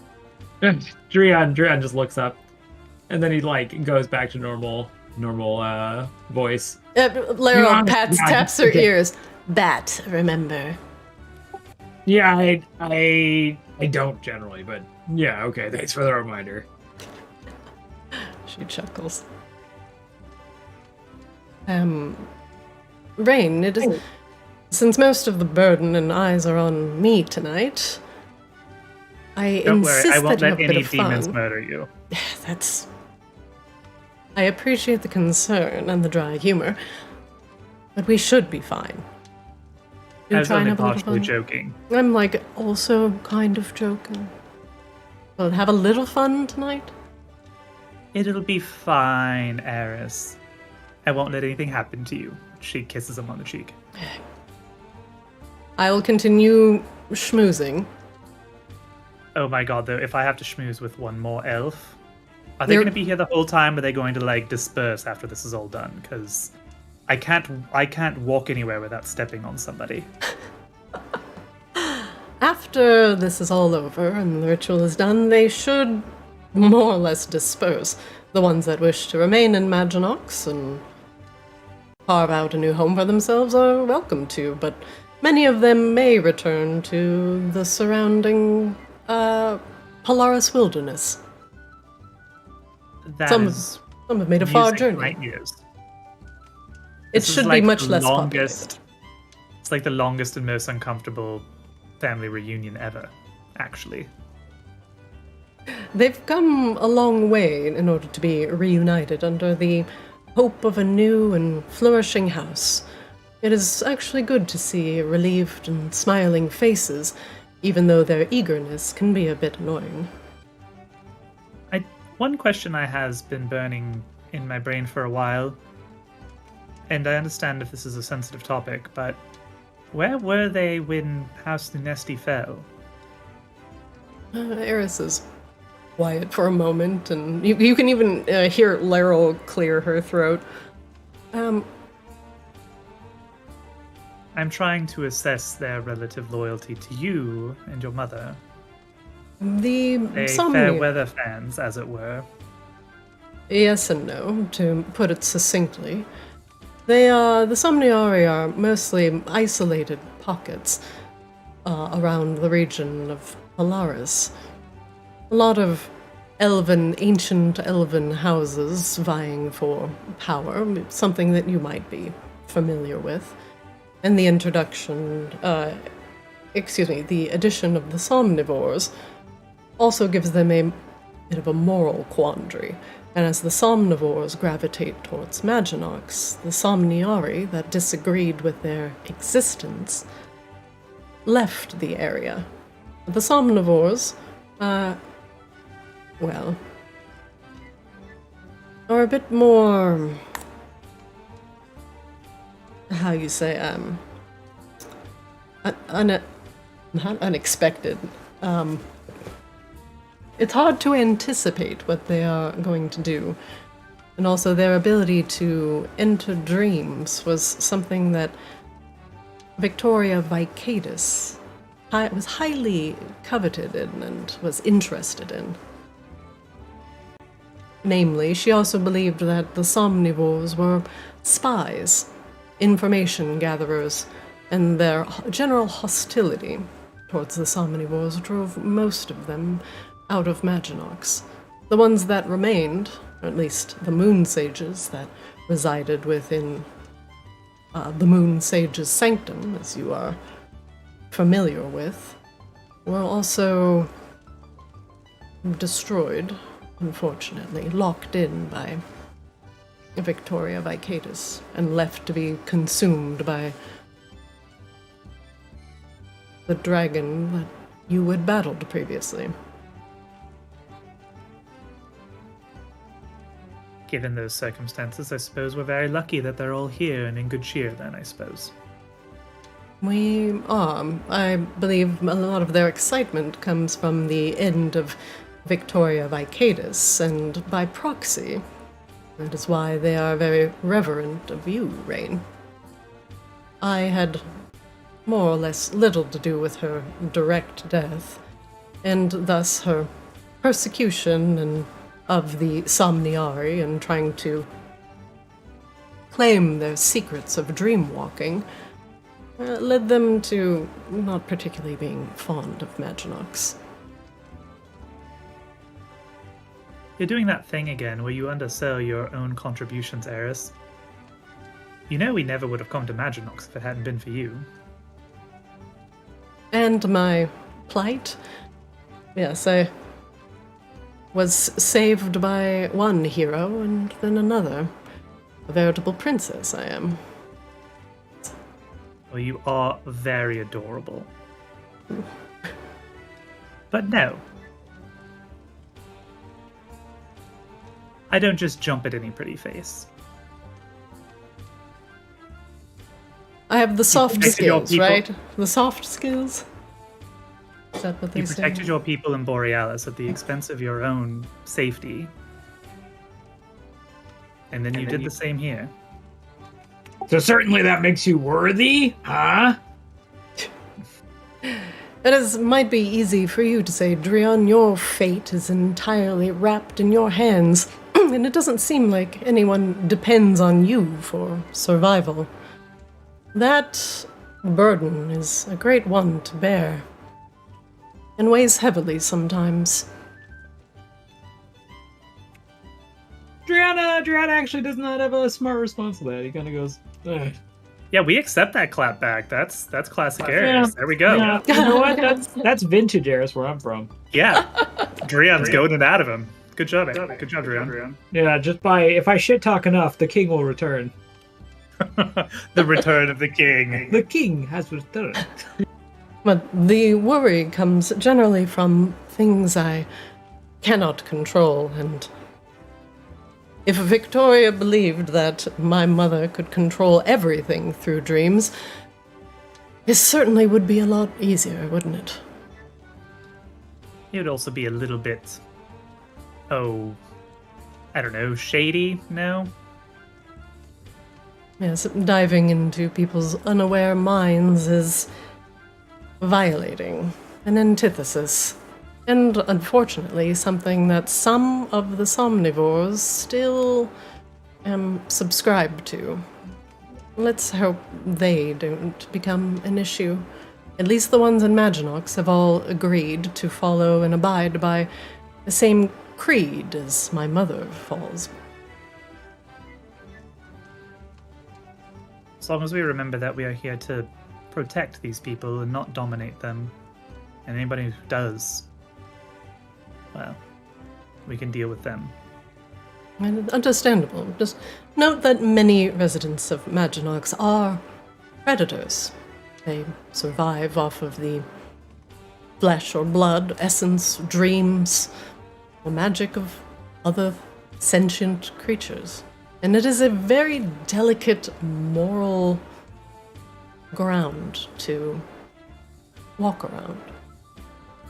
So I'm just trying to be cautious. There's a lot of things that are done for the good of the people, but ultimately, these somnivores require dreams to survive. The vampires require blood. And all of these things can be taken willingly or unwillingly. I'm just hoping we can all find a way to exist in some semblance of harmony. Harder to do when there's a bunch of tigers roaming around this tiny cage. As long as the so-called prey in this scenario are not treated as lesser than. You know, I would be prey to many of the creatures here. Harris nods. And now they wouldn't dare dream to prey on you or your allies. And it's because of your strength. All of your strength. And that is what I need in order to gracefully and rightfully rule Maginox. Not strength by fear, something that Victoria Vicadus only wished for, but strength in conviction. If only... I believe in the goal, just not in myself as much. Forgive me, it is a bit heavy, and I've had a bit of wine, so I'm a bit chatty. Oh, that's good for you, actually. You know, the last time you had a lot of wine kind of reminds me. Do you remember? It was before the eve of another ceremony. It was, and we were in a hot room, sweating out our worries. A sauna. Yeah, you know, I didn't like you very much, right? I didn't like me very much. And look, here we are. No, please keep talking about whatever hot, sweaty rooms you're talking about. Please, don't mind us here, just standing awkwardly. There's a very hot, very sweaty room, Drion. Yeah. A really big, hairy bugbear in one corner. A large nude bugbear. A giant dragon man in the other. What the fuck did you all get up to before I showed up? It was the eve of a festival similar to this one. Perhaps you could get in a spot of trouble yourself if you desired, Drion. And then you'll have stories like this to share Oh, I with your have plenty of friends. stories. And do you have anyone to share them with? Well, he looks at Bonsai. No. What are we, Drion, if not the sum of our experiences? You'll share some stories with some friends tonight. What kind of question is that? God, I don't understand people outside Veronia. Who asked that wasn't a question. That was a command from the king of this region. No. What are we if not? What did you say, Aerith? Something if we're not stories or something? Well, some of our experiences. Yeah, I don't. He looks at Bonsai again. Do you get that? Yeah, it's rhetorical. It's this whole wordplay they use. He's still just telling you to do a thing. I'm telling you to live it up a little bit. For once, you're in a safe castle wall, and we've spared no expense in the meager budget that we have in order to make sure that everyone is safe and happy. All right. If you're Wandered off. curious about the upcoming ritual involving the blood moon, the ceremony, and all of this, perhaps you can speak with some of the moon sages. They will be walking around with the very ceremonial-looking hats. A bit.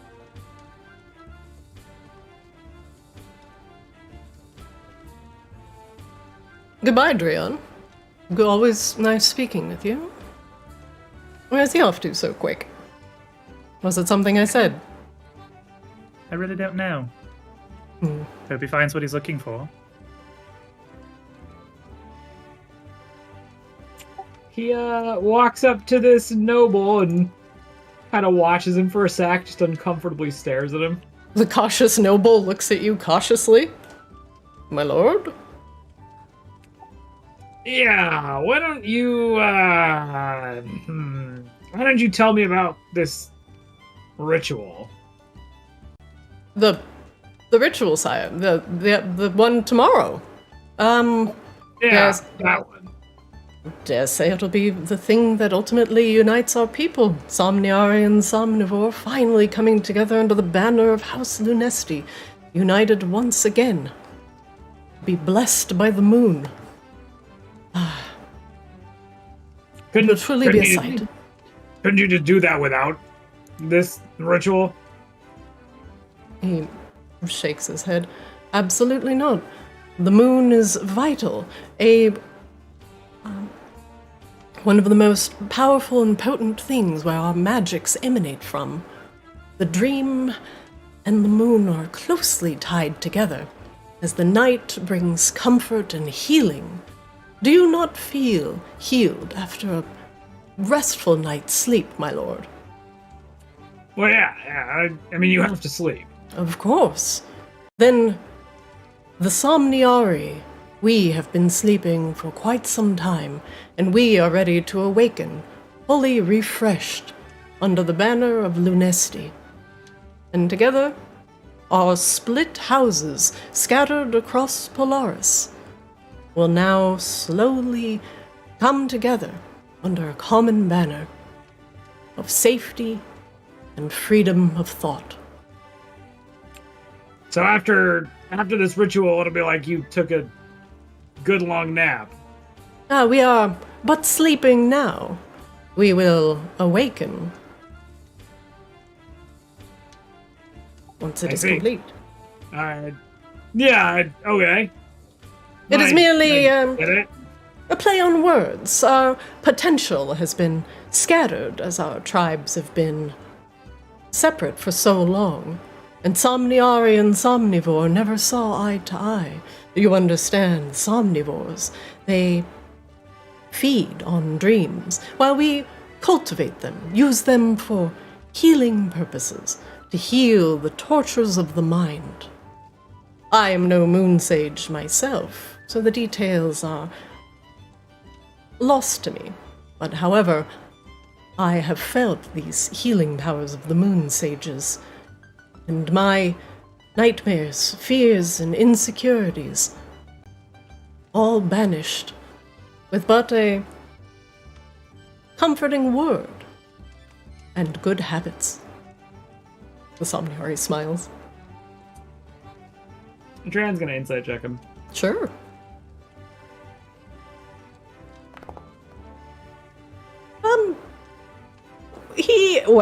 He does seem a little bit cautious, but ultimately, he believes in what he's saying, and it does sound like he has gone through some sort of ritual with the moon sages in order to heal his mind. He tilts his head at you as you were quiet for a moment. Certainly you are. I see that you are a competent and powerful warrior. Am I right, my lord? Yeah, yes, yeah. He looks at Bonsai. Yeah, he looks back at the Somniari. Yeah. Very.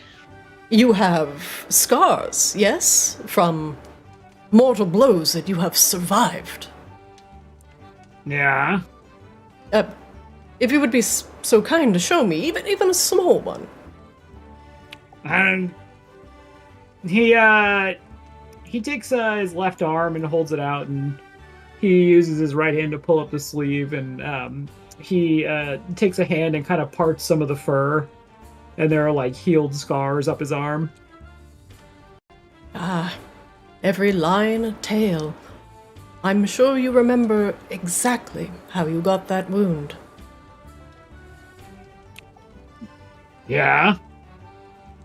He taps his head.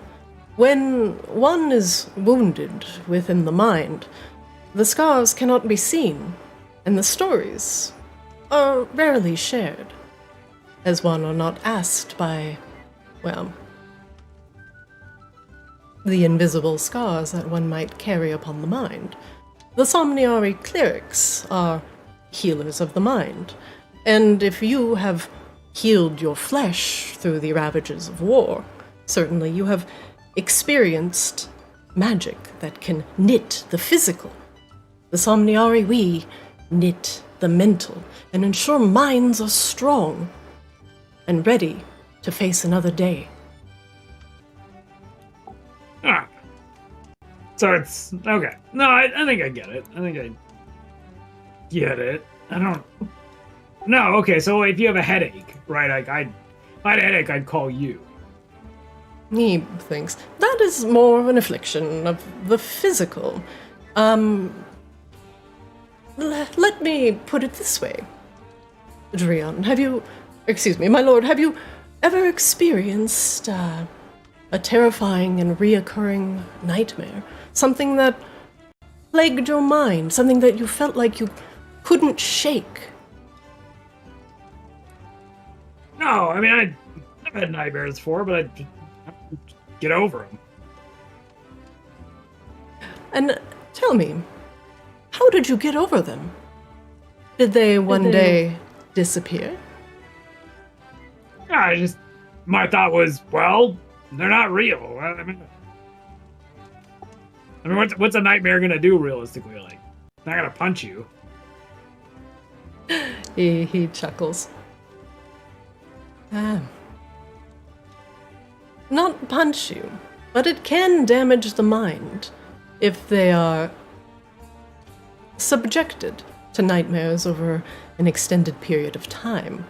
And you understand that the mind can manifest magics. The mind draws power from the dreaming, just as, say, a wizard may draw magic from the arcane, from the lands of Arctis themselves.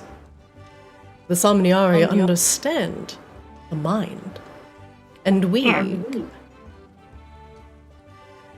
understand that the mind can manifest things into reality.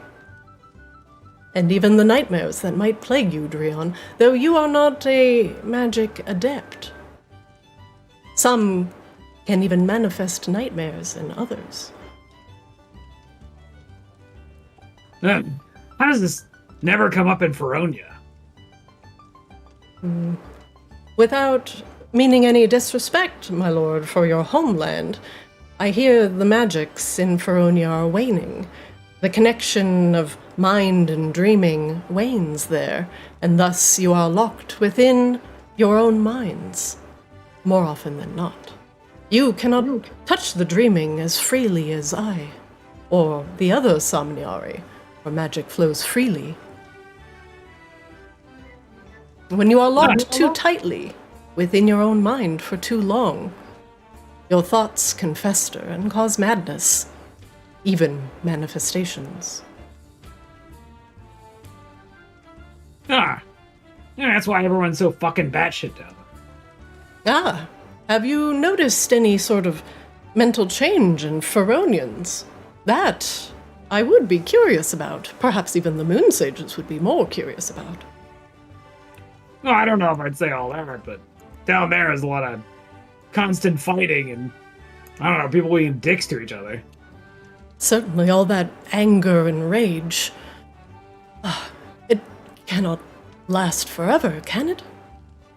I hope for so much more for the Feronian people. He kind of laughs at that. Actually, it's really kind of our whole thing. A heart cannot subsist on anger alone. Well, maybe not your heart. No one's heart, my lord.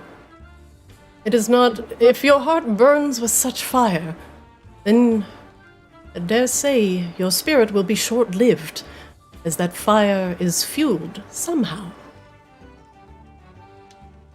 Perhaps that is why we Somniari are more long-lived than the fiery Feronians whose hearts burn with fury. Well, Drion shrugs. Not here for a long time, here for a good time, eh? I hope every moment that you spend upon this world is beautiful and plentiful, and free of worry and stress. The noble bows to you. Well, thanks. And dare I say, if you ever require the healing magics of the Moon Sages, if the anger clouds your mind, seek them out, and perhaps they may be able to assist you. Well, okay. Well, learn. He looks back at Bonsai, hoping Bonsai's gonna chime in. Now, You see a stoic tree just staring. Okay, well, I feel like I've learned a lot here. I'm gonna go process this. So thanks. He holds up a hand in an awkward wave. Yes, always good to reflect on wisdom received. Yeah. Okay. Well, Bonsai, I'm gonna go back over here. Safe travels, my lord. I believe you mean we. A pleasant moon festival. By the tree, Drion stops Bonsai. You don't think you could have stepped in there at any point? Oh, I certainly could have at any point. God, I really don't like you sometimes, Bonsai. Were you in danger?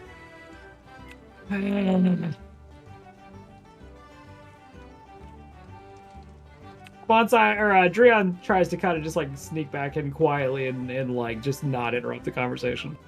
Bonsai very pointedly follows him, making tons of noise. You fucking what, mate?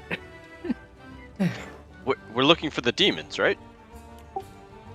There are no demons yet.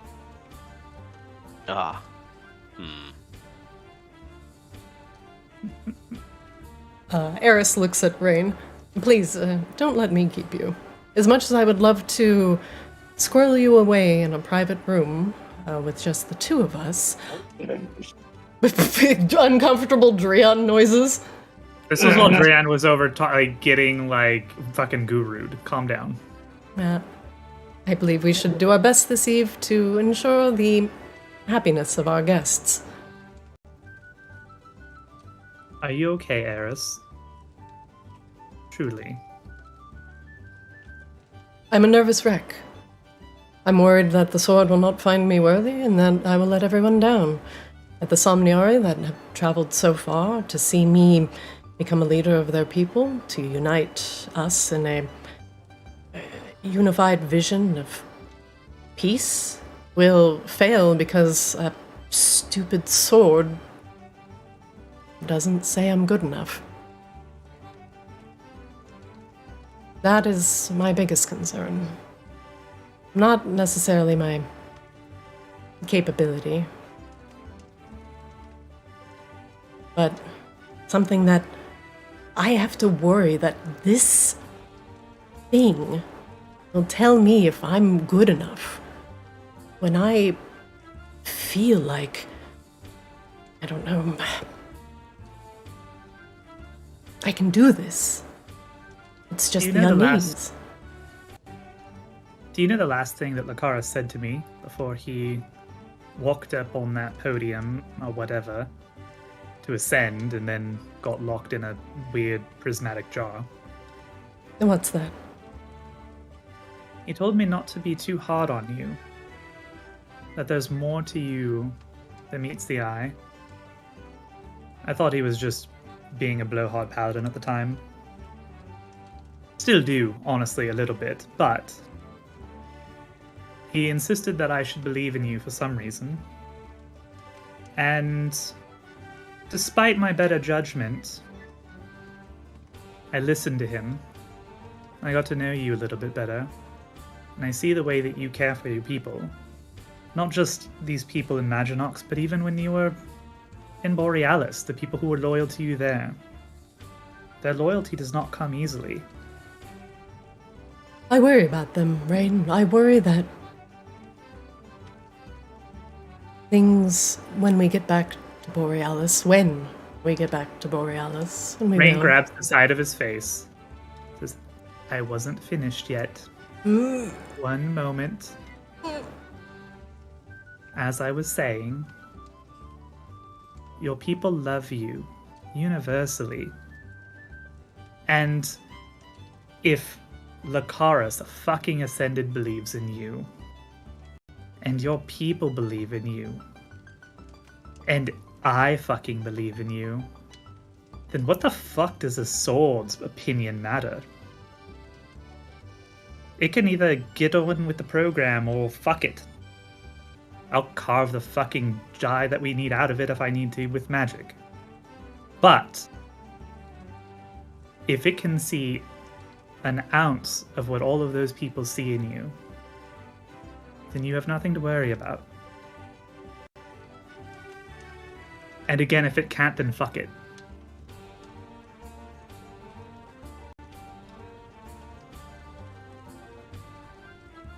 I hope rolling low was good. You see Laryl persuasion? turn around. You see Laryl turn around and turn her back to Eris. Oh. That was Laryl. I thought that was Eris. No, it was Laryl, yeah. Eris nods.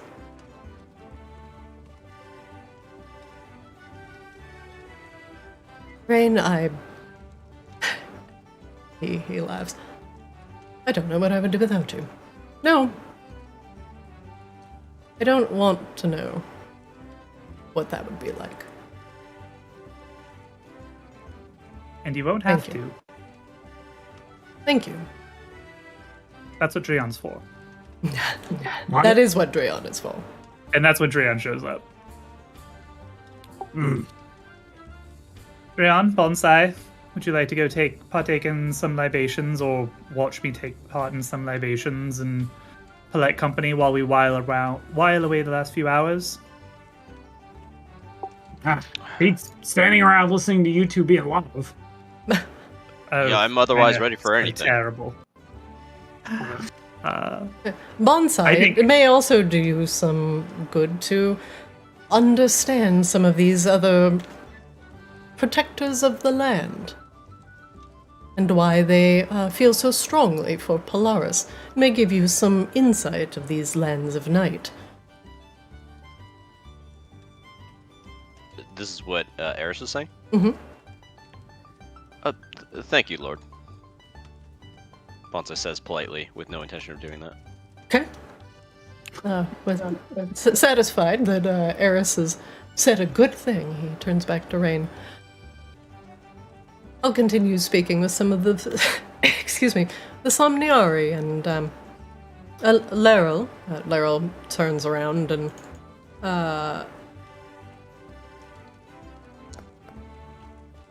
she removes her hands from her pockets. Yes. Where we Insight finish? check. Yeah, go ahead.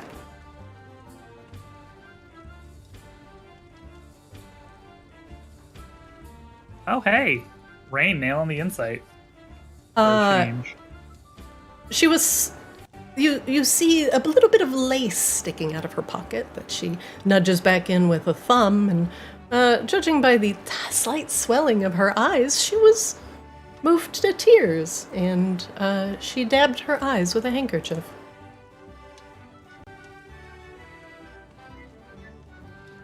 I don't know if that makes Rain feel better. Yeah, Or this is the more same Laryl we're suspicious. talking about, right? Well, technically, we never really met the real Laryl. You know, like she's been borderline catatonic for months. After selling your people's souls to demons. Right. That's what I Yeah, mean. We that never one. really met that Laryl. We only met her while she was possessed, and then borderline catatonic. No, she wanted the power to get out of the Underdark safely, and she did. And then, Big success. yeah, and then the demon took their due. That's how it do with demons. Sometimes you get to play as a PC like Will, where their cool demon story is cool, and sometimes you sacrifice all your friends. That's just how it goes.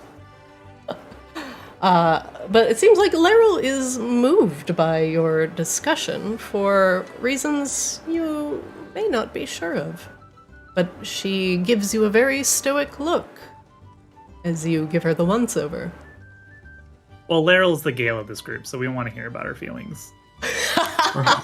Bro! Wow! Oh, why would you say that about Gale of Waterdeep? Come on. Damn. Laryl explodes. Game over. Try again. And, by the way, now that you've placated the avatar of Camazotz and its demonic influence is gone, well, I'm sure your evening will also be blessed by the Lord of Bats himself. Laryl bows. I should commune with the night. At your leave, my lord.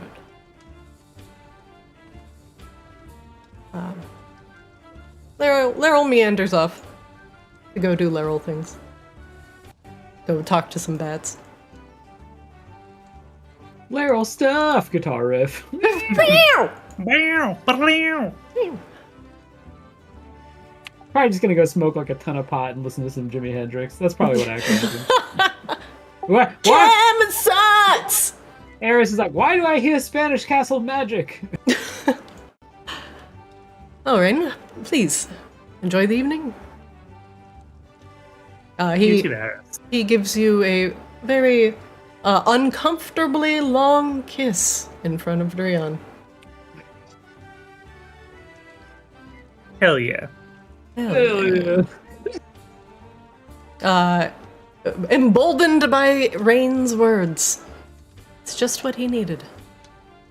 Bonsai, maybe I will take that, whatever, Miari up on the brain healing or whatever the fuck he was talking about. It would probably do you some good. Oh, you're gonna get your brain healed. Okay, well, you were supposed to be in on the joke, but I see you've chosen, as usual, to be a dick. I'm sorry, you just said you were gonna. No, not you, but we talked to a guy. He said a bunch of shit about dream healing or something. Oh, yeah, that's the thing that they do. Yeah, well, I was trying to commiserate with Bonsai, but just continues to not be an option. Oh, is he doing the, or are they doing the whole tree thing a bit again? Like, Yeah, okay, I am right here. Okay, you know what I'm talking about. Yeah, okay. oh, now I'm now right you're- here. Oh, suddenly they can fucking talk. What makes you think I couldn't talk the entire time? It just was not to me or about me. All right, look. I'm not playing your game again tonight. I've been stuck with you for 2 weeks. It ain't happening. I've had about all that I can take of talking to random fucking people at this point. Can we just go and have some wine and wait until we're ready to do this thing now? God, please, just get me out of here. We're going to go to the second floor balcony with a few bottles of wine, and we are going to sit there and day drink, night drink, I don't know, whatever time it would be. It's always night drinking. Yeah, but there's like a difference between night drinking and like night drinking here, right? Right. Right. We're night drinking. My lady? If we had a month, I feel like we would have gotten Akashima back just so we could cast Daylight so we could day drink before this. Tina, would you mind terribly bringing up a couple bottles of wine to the throne room balcony? Not at all, my lady. Shall I bring 3 glasses? Bring 4 and pour one for yourself. You are. And too some kind. water, please. And not wine. Something stronger. My lords. Water. Strong drink. And 4 Strong glasses. water. Strong water. Your strongest water. Thick. Bring me your thickest water. Pray What? God. The most mineral content by volume. Thick water. Give me that water that's like 74 times hydration, anti-hangover water. Yeah, alkaline, smart water. Whatever the fuck it is. As you return to the balcony to drink your wiles away, the Somniari continue their festivities into the evening as the night grows long. And no demons show up. Everyone enjoys themselves and has a good time. We haven't done the ceremony yet. Of course they haven't shown up. And thus the evening will dwindle on with lovely and a little bit of raucous conversation. And the Somniari begin celebrating the soon-to-be induction of their new worthy king. Wow. Wow. And for Anya, we would have already just fist fought each other to figure out who was in charge. Every time you describe a Feronian scene, it's like the wedding, the Dothraki wedding from Game of Thrones to me. It kinda is. It's like that. It's like that meets like fucking Seven Samurai, to be honest. Just like randomly people getting into honor duels and fucking like Yeah. in equal measure. Actually, now that I could think about it, it's actually more like just like a British wedding. It's like, you fucking what, mate? Just the whole time. Any last words before we move to the next scene? Ominous, but no. Nah. Sorry, No. should we have like a save checkpoint here? Yeah, we need to make the second save file right now. There, it just says in the corner of the screen as the screen goes black, saving, and then a little like dial is like Or turning. like a little like rain skipping in the bottom right. Yeah. Eris Now- disapproves. And now loading. Advancing this scene will remove other options in the future. Are you sure you're ready to continue? You cannot go back from this point. Are you ready? Monkus. Some quests may be no longer available. That's actually really fucking true. Alright, one moment. She's like, there's all these fucking quest givers on the other side of the fucking map. I can't believe they didn't go look Yeah, at they're gone. They're done. No loot. There was an entire orchard of living trees. I mean, she did try to seed to you, like, maybe you should go talk to some I other heard dudes. that. Yeah. And you're like, nah, that sounds like a side quest. Monkus? This is a wedding? No, this isn't That's this a isn't great the question. wedding. No one said this was a wedding. This is the ritual. This is to crown Eris as king officially. Then we'll have a wedding. We haven't even found a wedding planner. Invitations haven't been sent out. You should know all of this. We haven't booked a venue. Rip. You own the venue. Yeah, come on.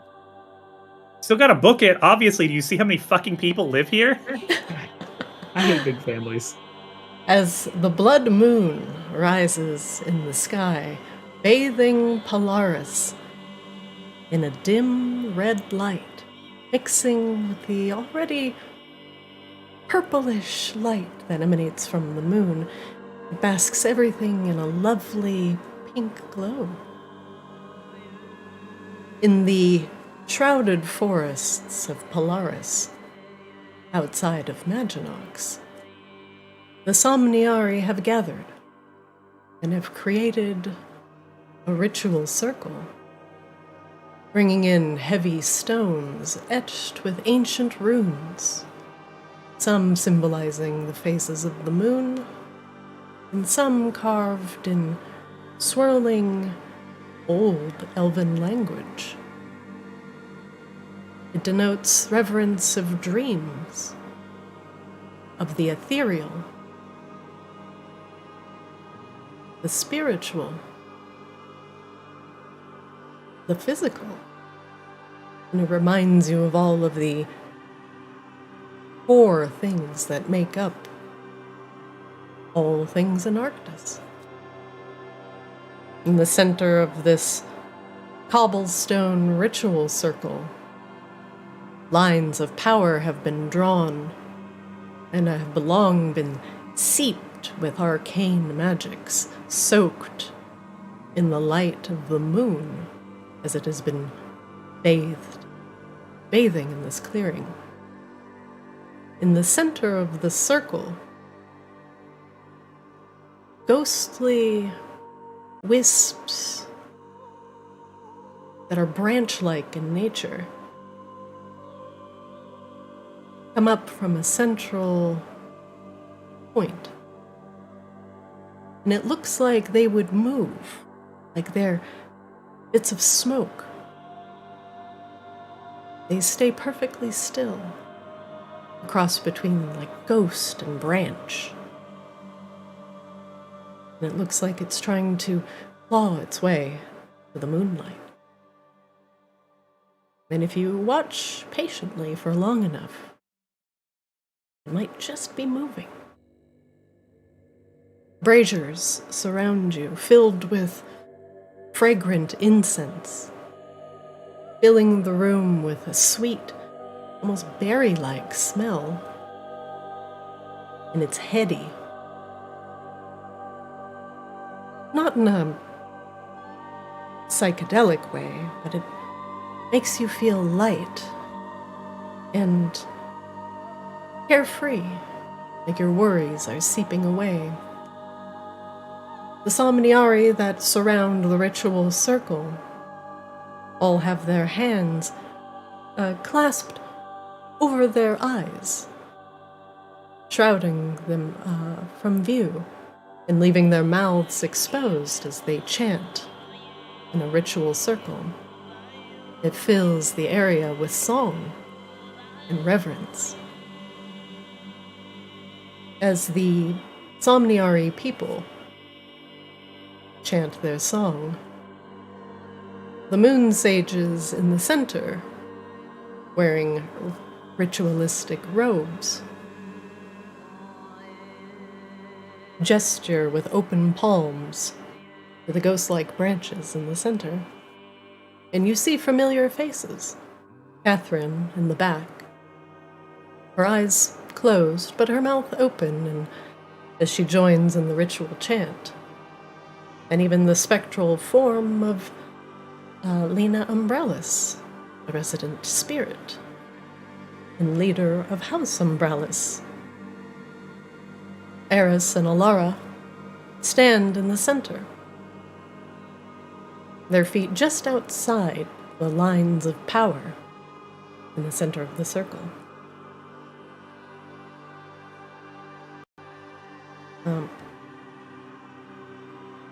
Eris has the Moonblade at his side.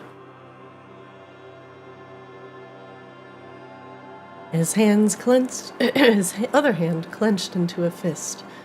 He looks resolute and ready, not unlike the slouched shoulders of the prince you saw yesterday. But someone ready to take on whatever may come next. Alara beckons you forward to join them in the ritual circle. Please, come forward. All of you.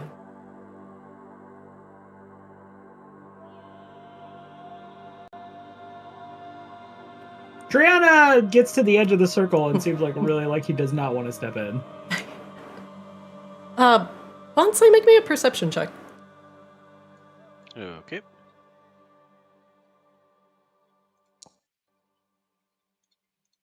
You don't see anything, but you feel something in your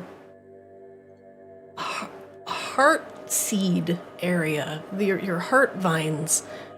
It's moving about. Feel something in my jellies. Your heart vines feel active, and the last time you felt this was in the presence of Sika.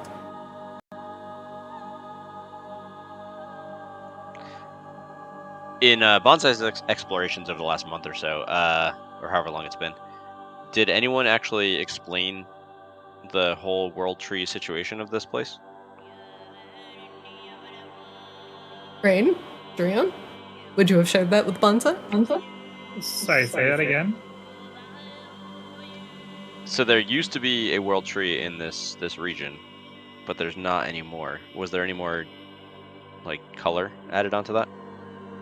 I mean, all Rain knows is what Alara and Eris told us, I think, last session, which is that there is a world tree here, actually.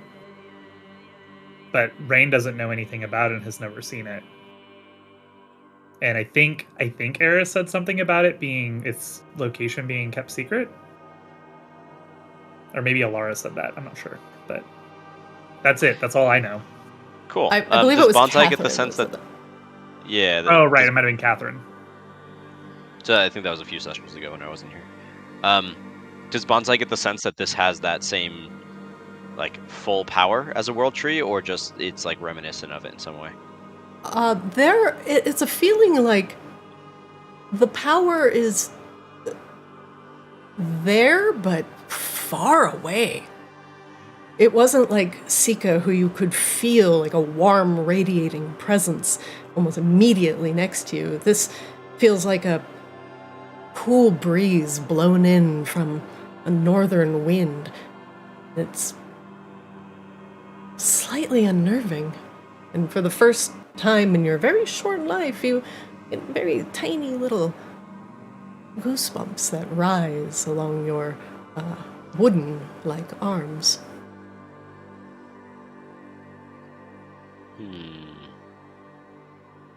It is strange. It is not like Sika, but it is activating your vines as if it is the presence of a world tree.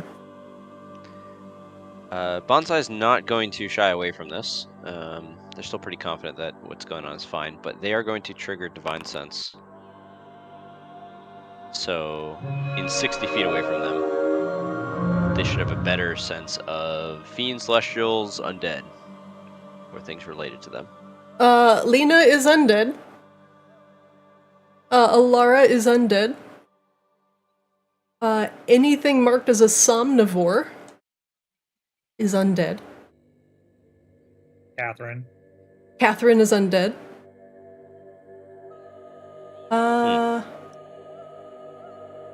And whatever is in the center of the room, this thing, is undead.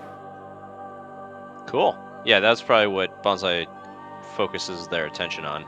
But otherwise, yeah, they're just gonna be part of the ceremony, just keeping paying attention, but otherwise not doing anything different.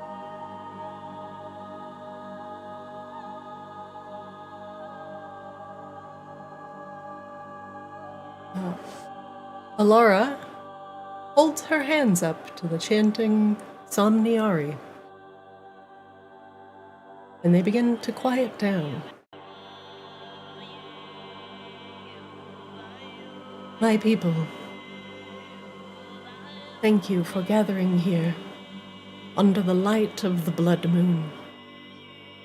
We bring you together under a common banner, uniting both Somniari and Somnivore under a common ideal, a common place where we can live freely, to heal the mind, to devour the nightmares, and to ensure that those that wish dwell in darkness are not feared as monsters.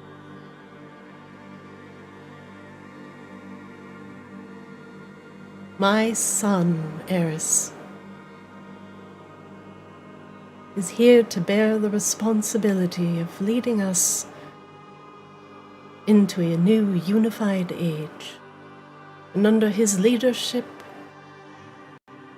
Maginox and Polaris will become a safer place for all, and we will not be shunned as creatures of the night, monsters to be feared,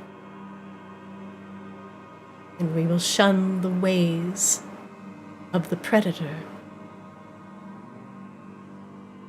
in order to live in harmony with those around us as best as we are able. The Somniari are united under a common goal and reverence and protection of the dream. We understand that thought, imagination, free will, creativity, all prosper when we are happy, and nightmares, unease, fears and anxiety fester when we cultivate that in our environment.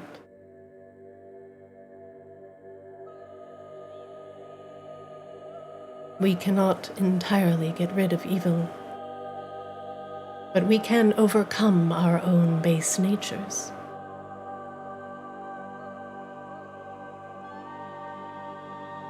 Eris is proof of this. A blessing from the moonlight itself.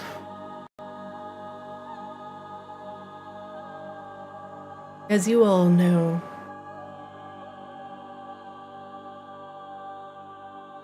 my heart no longer beats within my chest, as I have donned the mantle of Somnivore, and I was no longer able to bear children, but Eris has been given to us as a blessing from the moon above. And he and his beautiful new wife, Lady Silversong, united, we are all stronger.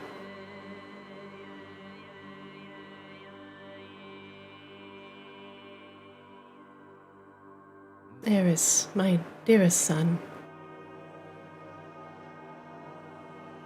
you have taken on such a burden, but you are not alone. Your dreams, your fated threads are tied so strongly to those around you. And if the dreaming bid you make this journey alone, you must do so. If the dreaming bid you join with those that follow your ideals, I cannot stop you. Here, in this moment, under the light of the blood moon, the wall between the worlds is at its thinnest.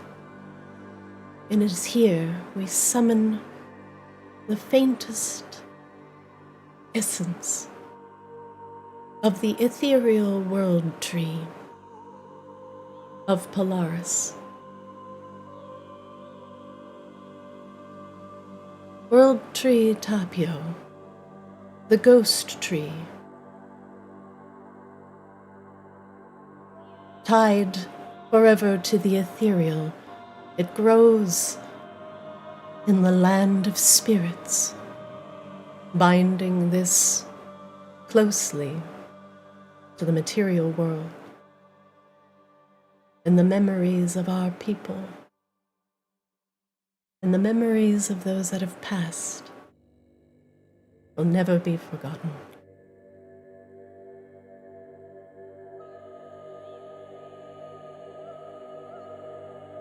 Tapio anchors the realm of spirits and the realm of night, where spirits are strongest here in the material plane. It is the umbral bough that shelters us from the blistering light of the sun, and it allows us to merely exist. And under this day, the root of Tapio will now unearth itself, thread itself between the wall between worlds, and will take you into the dreaming.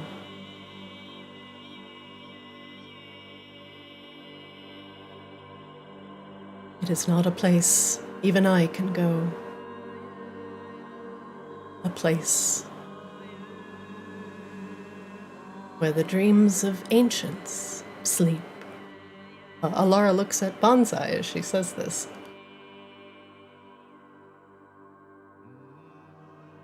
Bonsai just stares back.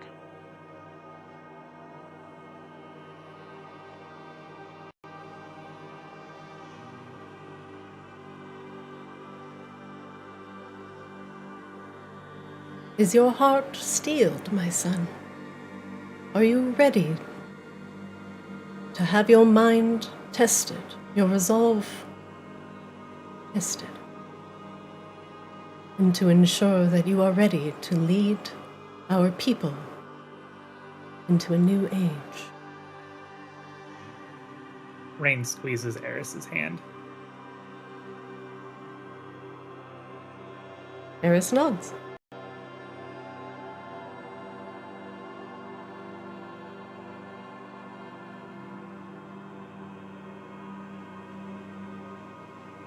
Very well. And let the song of the blood moon begin.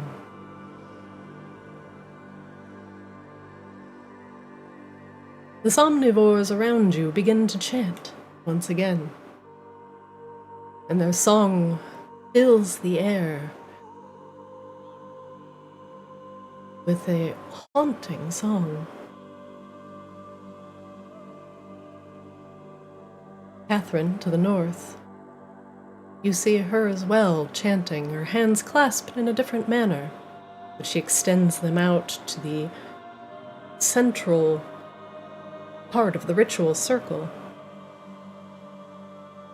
And the ghost root that has emerged like a sprout from the earth begins to move slightly. As you can see it becoming more physical, piercing the wall between worlds, finally manifesting into this one, and who knows how deep the roots of the spirit tree goes.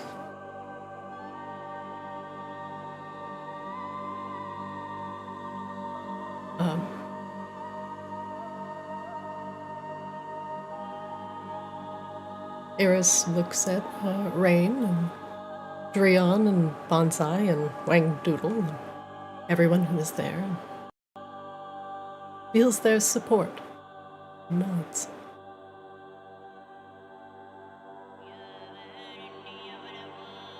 Whatever trial comes next, I'm ready to face it.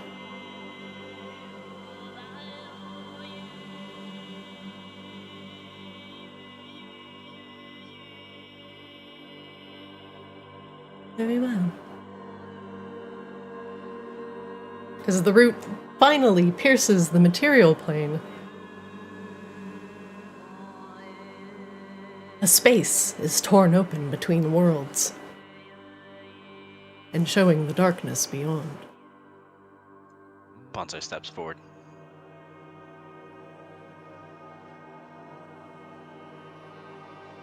Alara gestures to Eris. And, well, any of you as well. I do not control who comes in and out of this. But you are more than welcome to provide Eris with any moral support if the dreaming accepts you. Drion looks over at Rain, kind of like looking for some sort of signal here.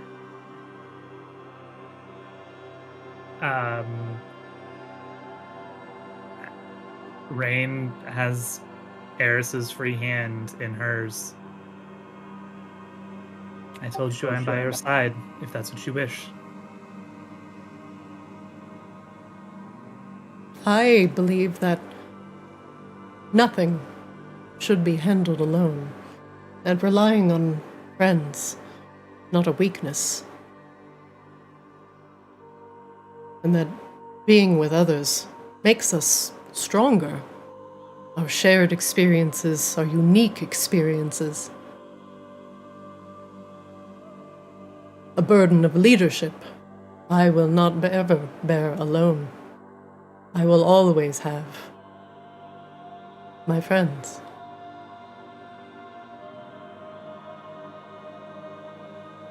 Well, Alara nods. Steps in. He disappears. Rain, you also disappear if you step into the portal. Light party duty registered.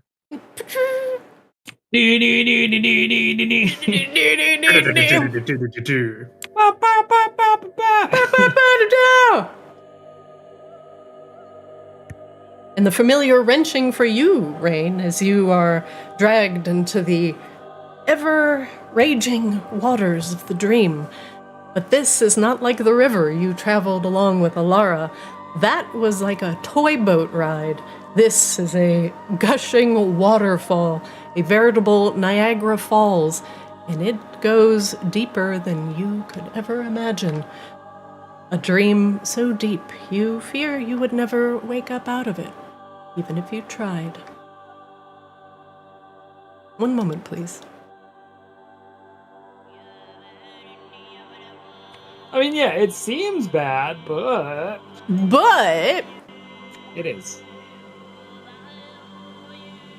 It's fine. It's just a little whatever, you know?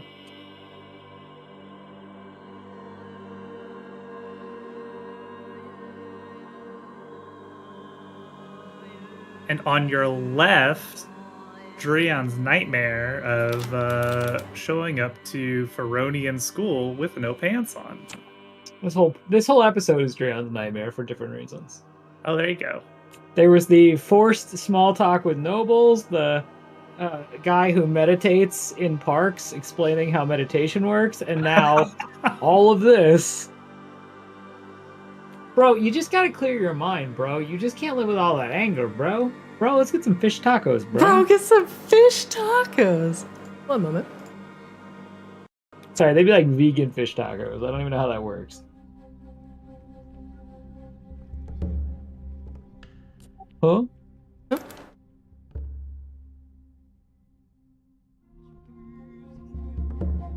When you regain consciousness, whatever that might mean here, you are very, very far from home. Under your feet, you stand atop a great spiritual tree. Its rings numerous, showing its age. Surrounding you, 6 glowing runes. Familiar runes to you, Rain, and to you, Bonsai. You saw them in the Arborian Glade, the ones that were shrouding the teleporter to what was the bank that you ended up venturing in with Mora. This great spectral tree, as Alara said, anchors the ethereal realm and the material, the realm of the dead, of spirits. And in the center of this great ghost tree, an equally frightening specter, a gargantuan forest spirit,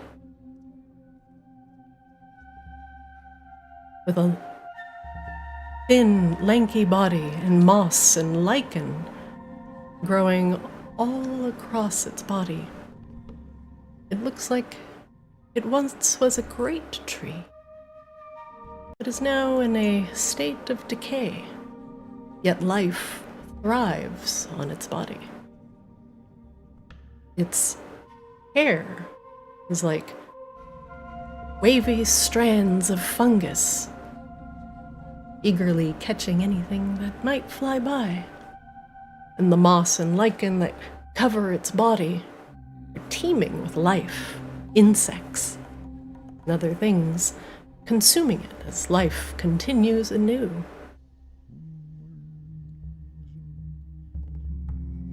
Mushrooms that are thick and shelf-like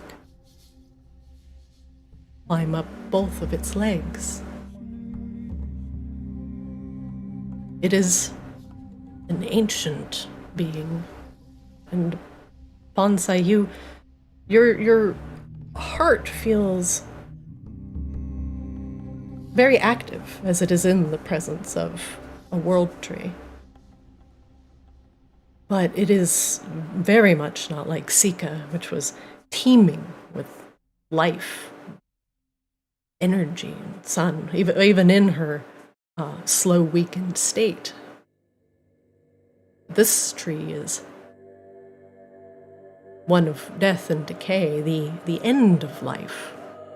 The petrified wood that you're standing on,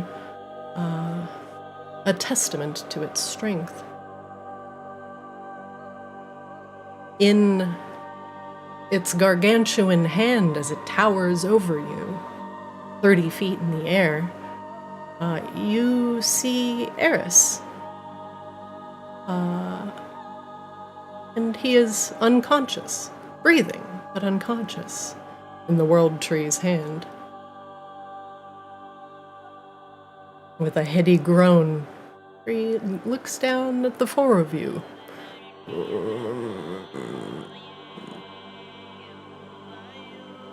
As the massive insects continue crawling over its body, perhaps mildly surprised to see you.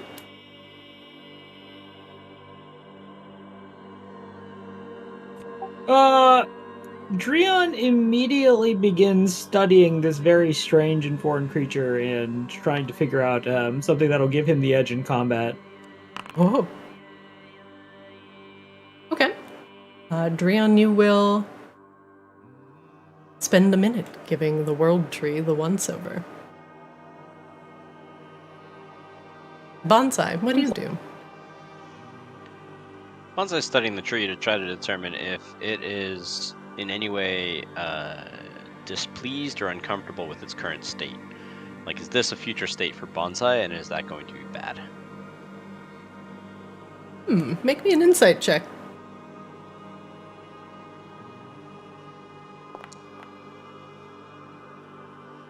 A state for bonsai?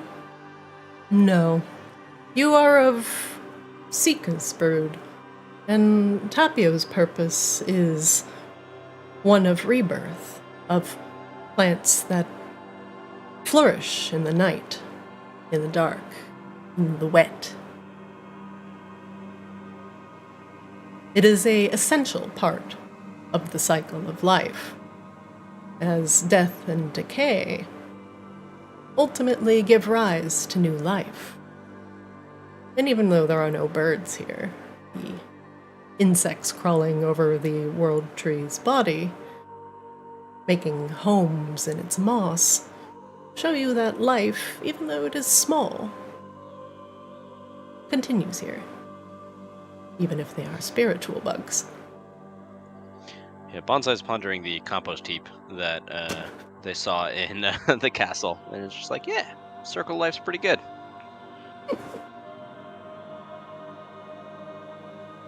Rain, what do you do as you size up this massive undead tree?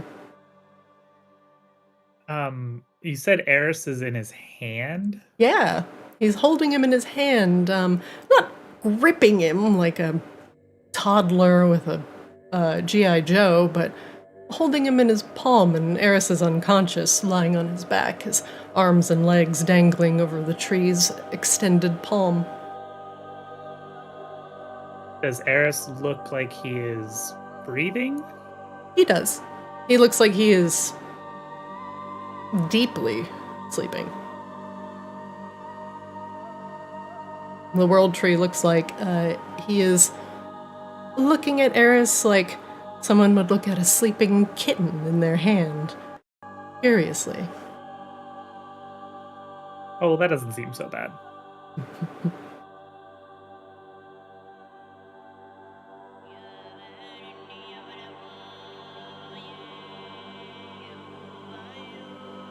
Slowly, the tree looks from you four back to Eris, and gently sets him down in front of you.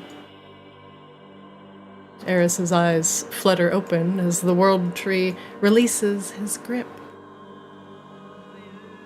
Eris blinks, looks around. Wasn't expecting to have company in the dreaming. Where are we? He looks behind him at the world tree. Whoa.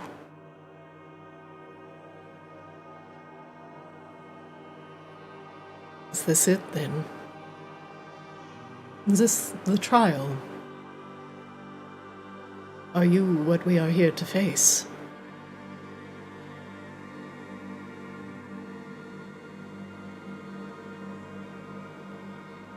The world tree does not answer, but looks back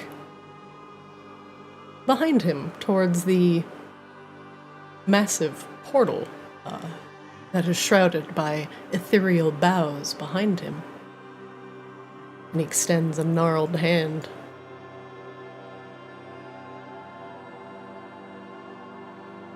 And what is this portal? I thought we were already in the dreaming. I thought I would be alone.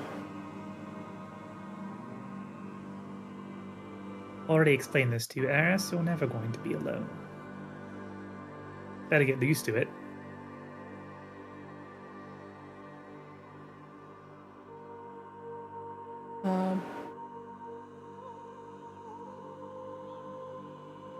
An insect flies off of the world tree, and as it flies down towards you, you see that it starts to get bigger and bigger, a fucking big-ass bug, about beetle the size of your fist.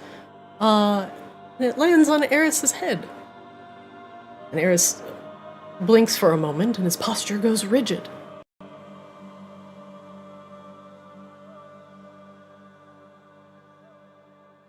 Greetings, mortals.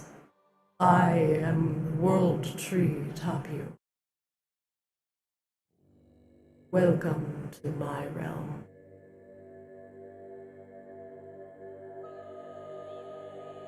This young Somniari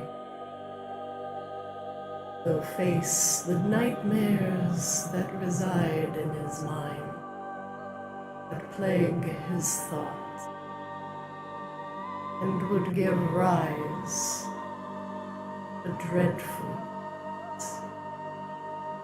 We will cleanse him of his nightmares, of his unease, together.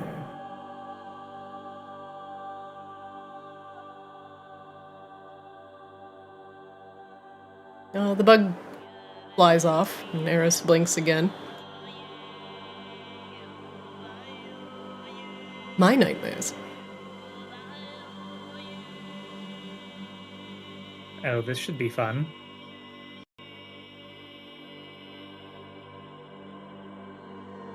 He looks at Rain. I don't know what this would entail. Well, the last time, I mean, this looks like a pretty familiar type, like, portal, right, Christina? Like, last time we jumped into one of these, it was Nightmare Dragon. Yeah. Well, the last time we jumped in one of these portals, we fought a giant Nightmare Dragon. So... yeah, I have no idea what's going to be on the other side of that, but probably nothing good. Shall we get to it, then? Has a minute passed, Christina? It has. Okay. I'm gonna assume we're gonna. Yeah, I'm gonna ask for the stat list next session. I will. I see it. It's capability, I'm just saying, strength like, score. I'm probably not gonna write it down, so I probably just like write it down next time. Sure. It has no fighter class levels. It has 20 total class levels. Its current HP is 473.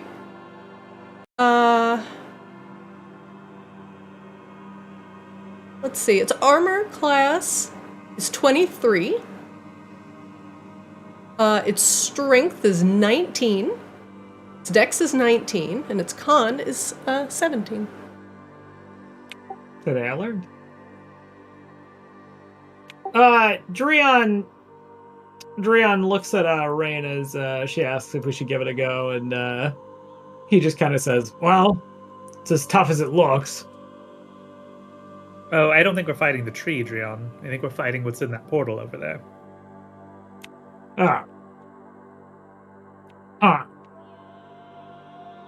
Which I suppose could also still be the tree, honestly. The tree begins to bend down with gnarled fingers, wraps his hand around Eris's head, and you see vines begin to creep inside his ears. And Eris makes a kind of choked sound, but the world tree does not let go of his head, and Eris's hands clench as the portal flares with an unnatural light.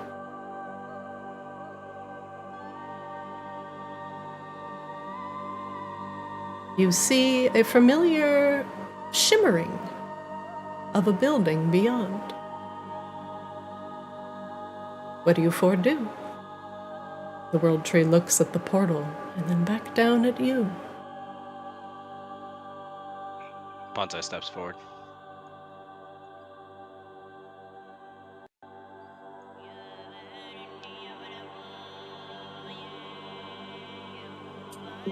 Drian walks up and shrugs. Can't go to Feronia if we don't get this done. Hang on, Eris. This is uncomfortable.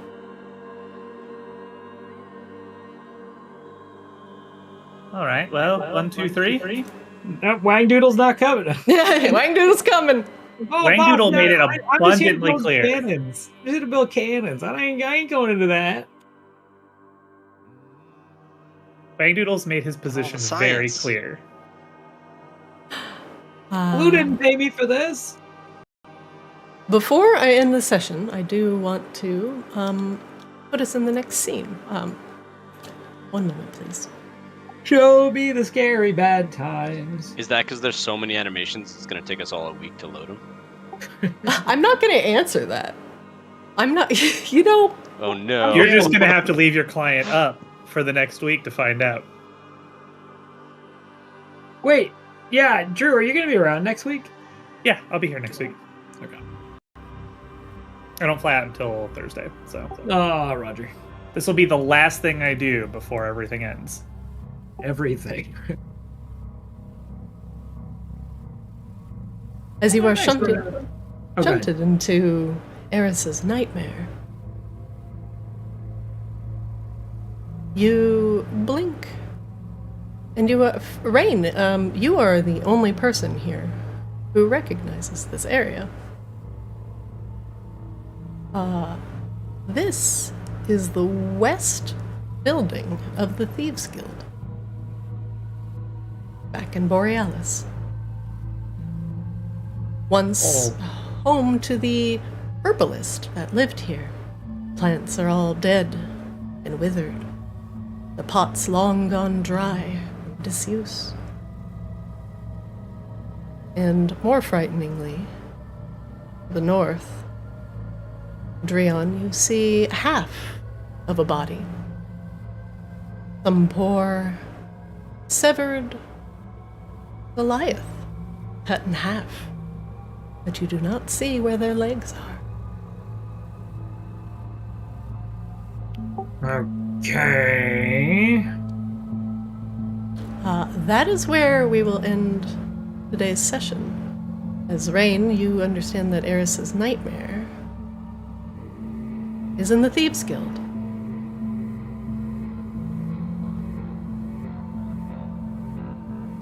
Yeah, I think Saithius' nightmare was also in the Thieves Guild, if I recall correctly.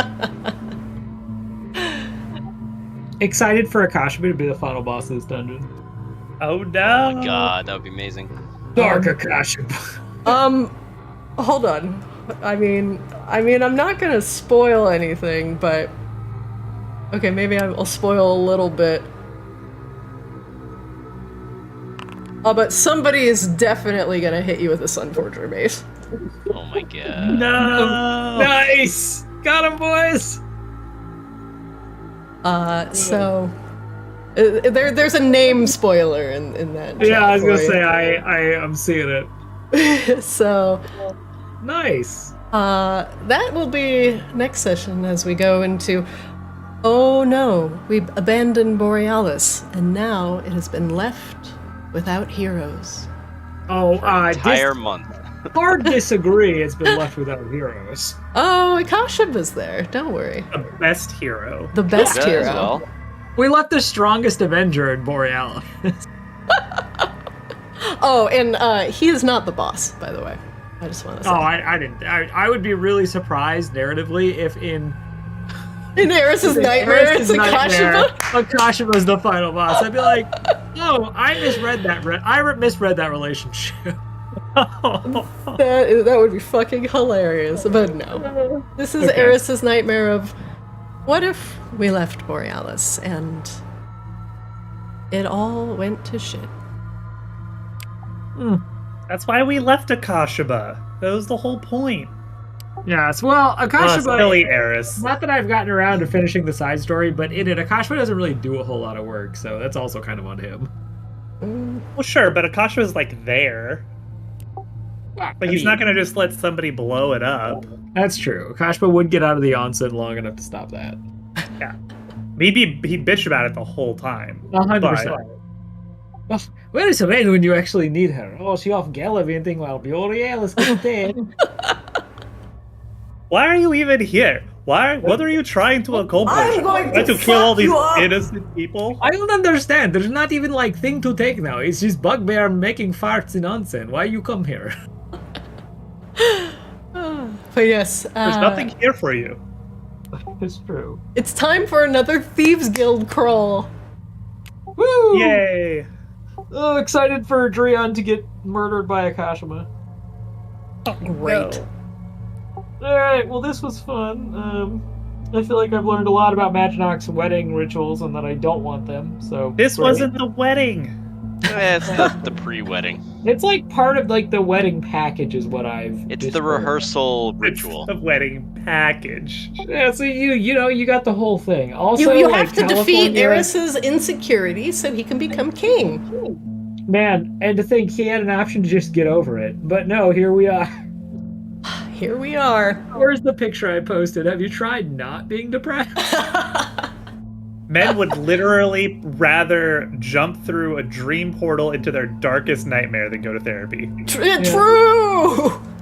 hey, you preaching to the choir on that one. I am not going to therapy.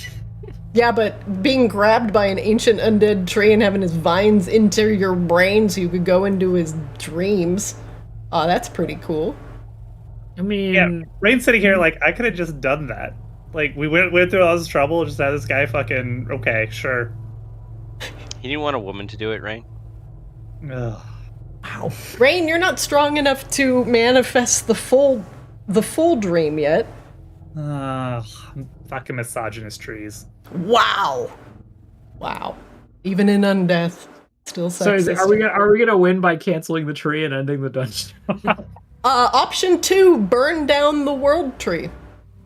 Man, if only Akash was Just there, he would go full he could do that. Sylvanas on it. Just fuck it. Fuck the elves. Fuck the tree. This is a very Warcraft dungeon, so I think you might be cooking. I mean, I did mention it was made of petrified wood, but you could try and burn it down. I'm sorry. Again, as someone not really that intimate with how fire actually works, can you not burn petrified wood? No, it's rock, man. Wood is not wood. It's not wood. Well, Is- now that I have embarrassed myself, I'm gonna go to bed. All right, everybody. Thanks for joining me today, and I will see you for part 1 of Eris's Nightmare next week. Part Night, 1! everyone. Oh, exciting. Good night. How many runes All right, were there? How many nightmares could he possibly have? Dude, this he guy's hasn't got a- slept in a He month. is very old. He's very insecure. He's not that old. Compared to Bonsai. All right. Anyway, if you're watching this, folks, go get counseling. Go get therapy. All right, everybody. Alright, good night all. Good night. All right, everybody. That is it for Arctis today. Whoa. Whoa. Thanks for watching. Catch up on the VODs over on Arctis DD on YouTube. It is my greatest desire for Christmas to get 1,000 subs on YouTube, and we're almost there. We have like 900. So if you can give me a Christmas present, sub to the YouTube. Be greatly appreciated. Catch our shorts and funny moments over on Play Arctis on Twitter and TikTok. And I am your DM, Zarina. Thanks for watching. Hope you enjoyed the adventures of this little crew. And now, this next dungeon crawl will be very, very dangerous. So I'm looking forward to how they handle it. Thanks for watching, and I'll see you next time.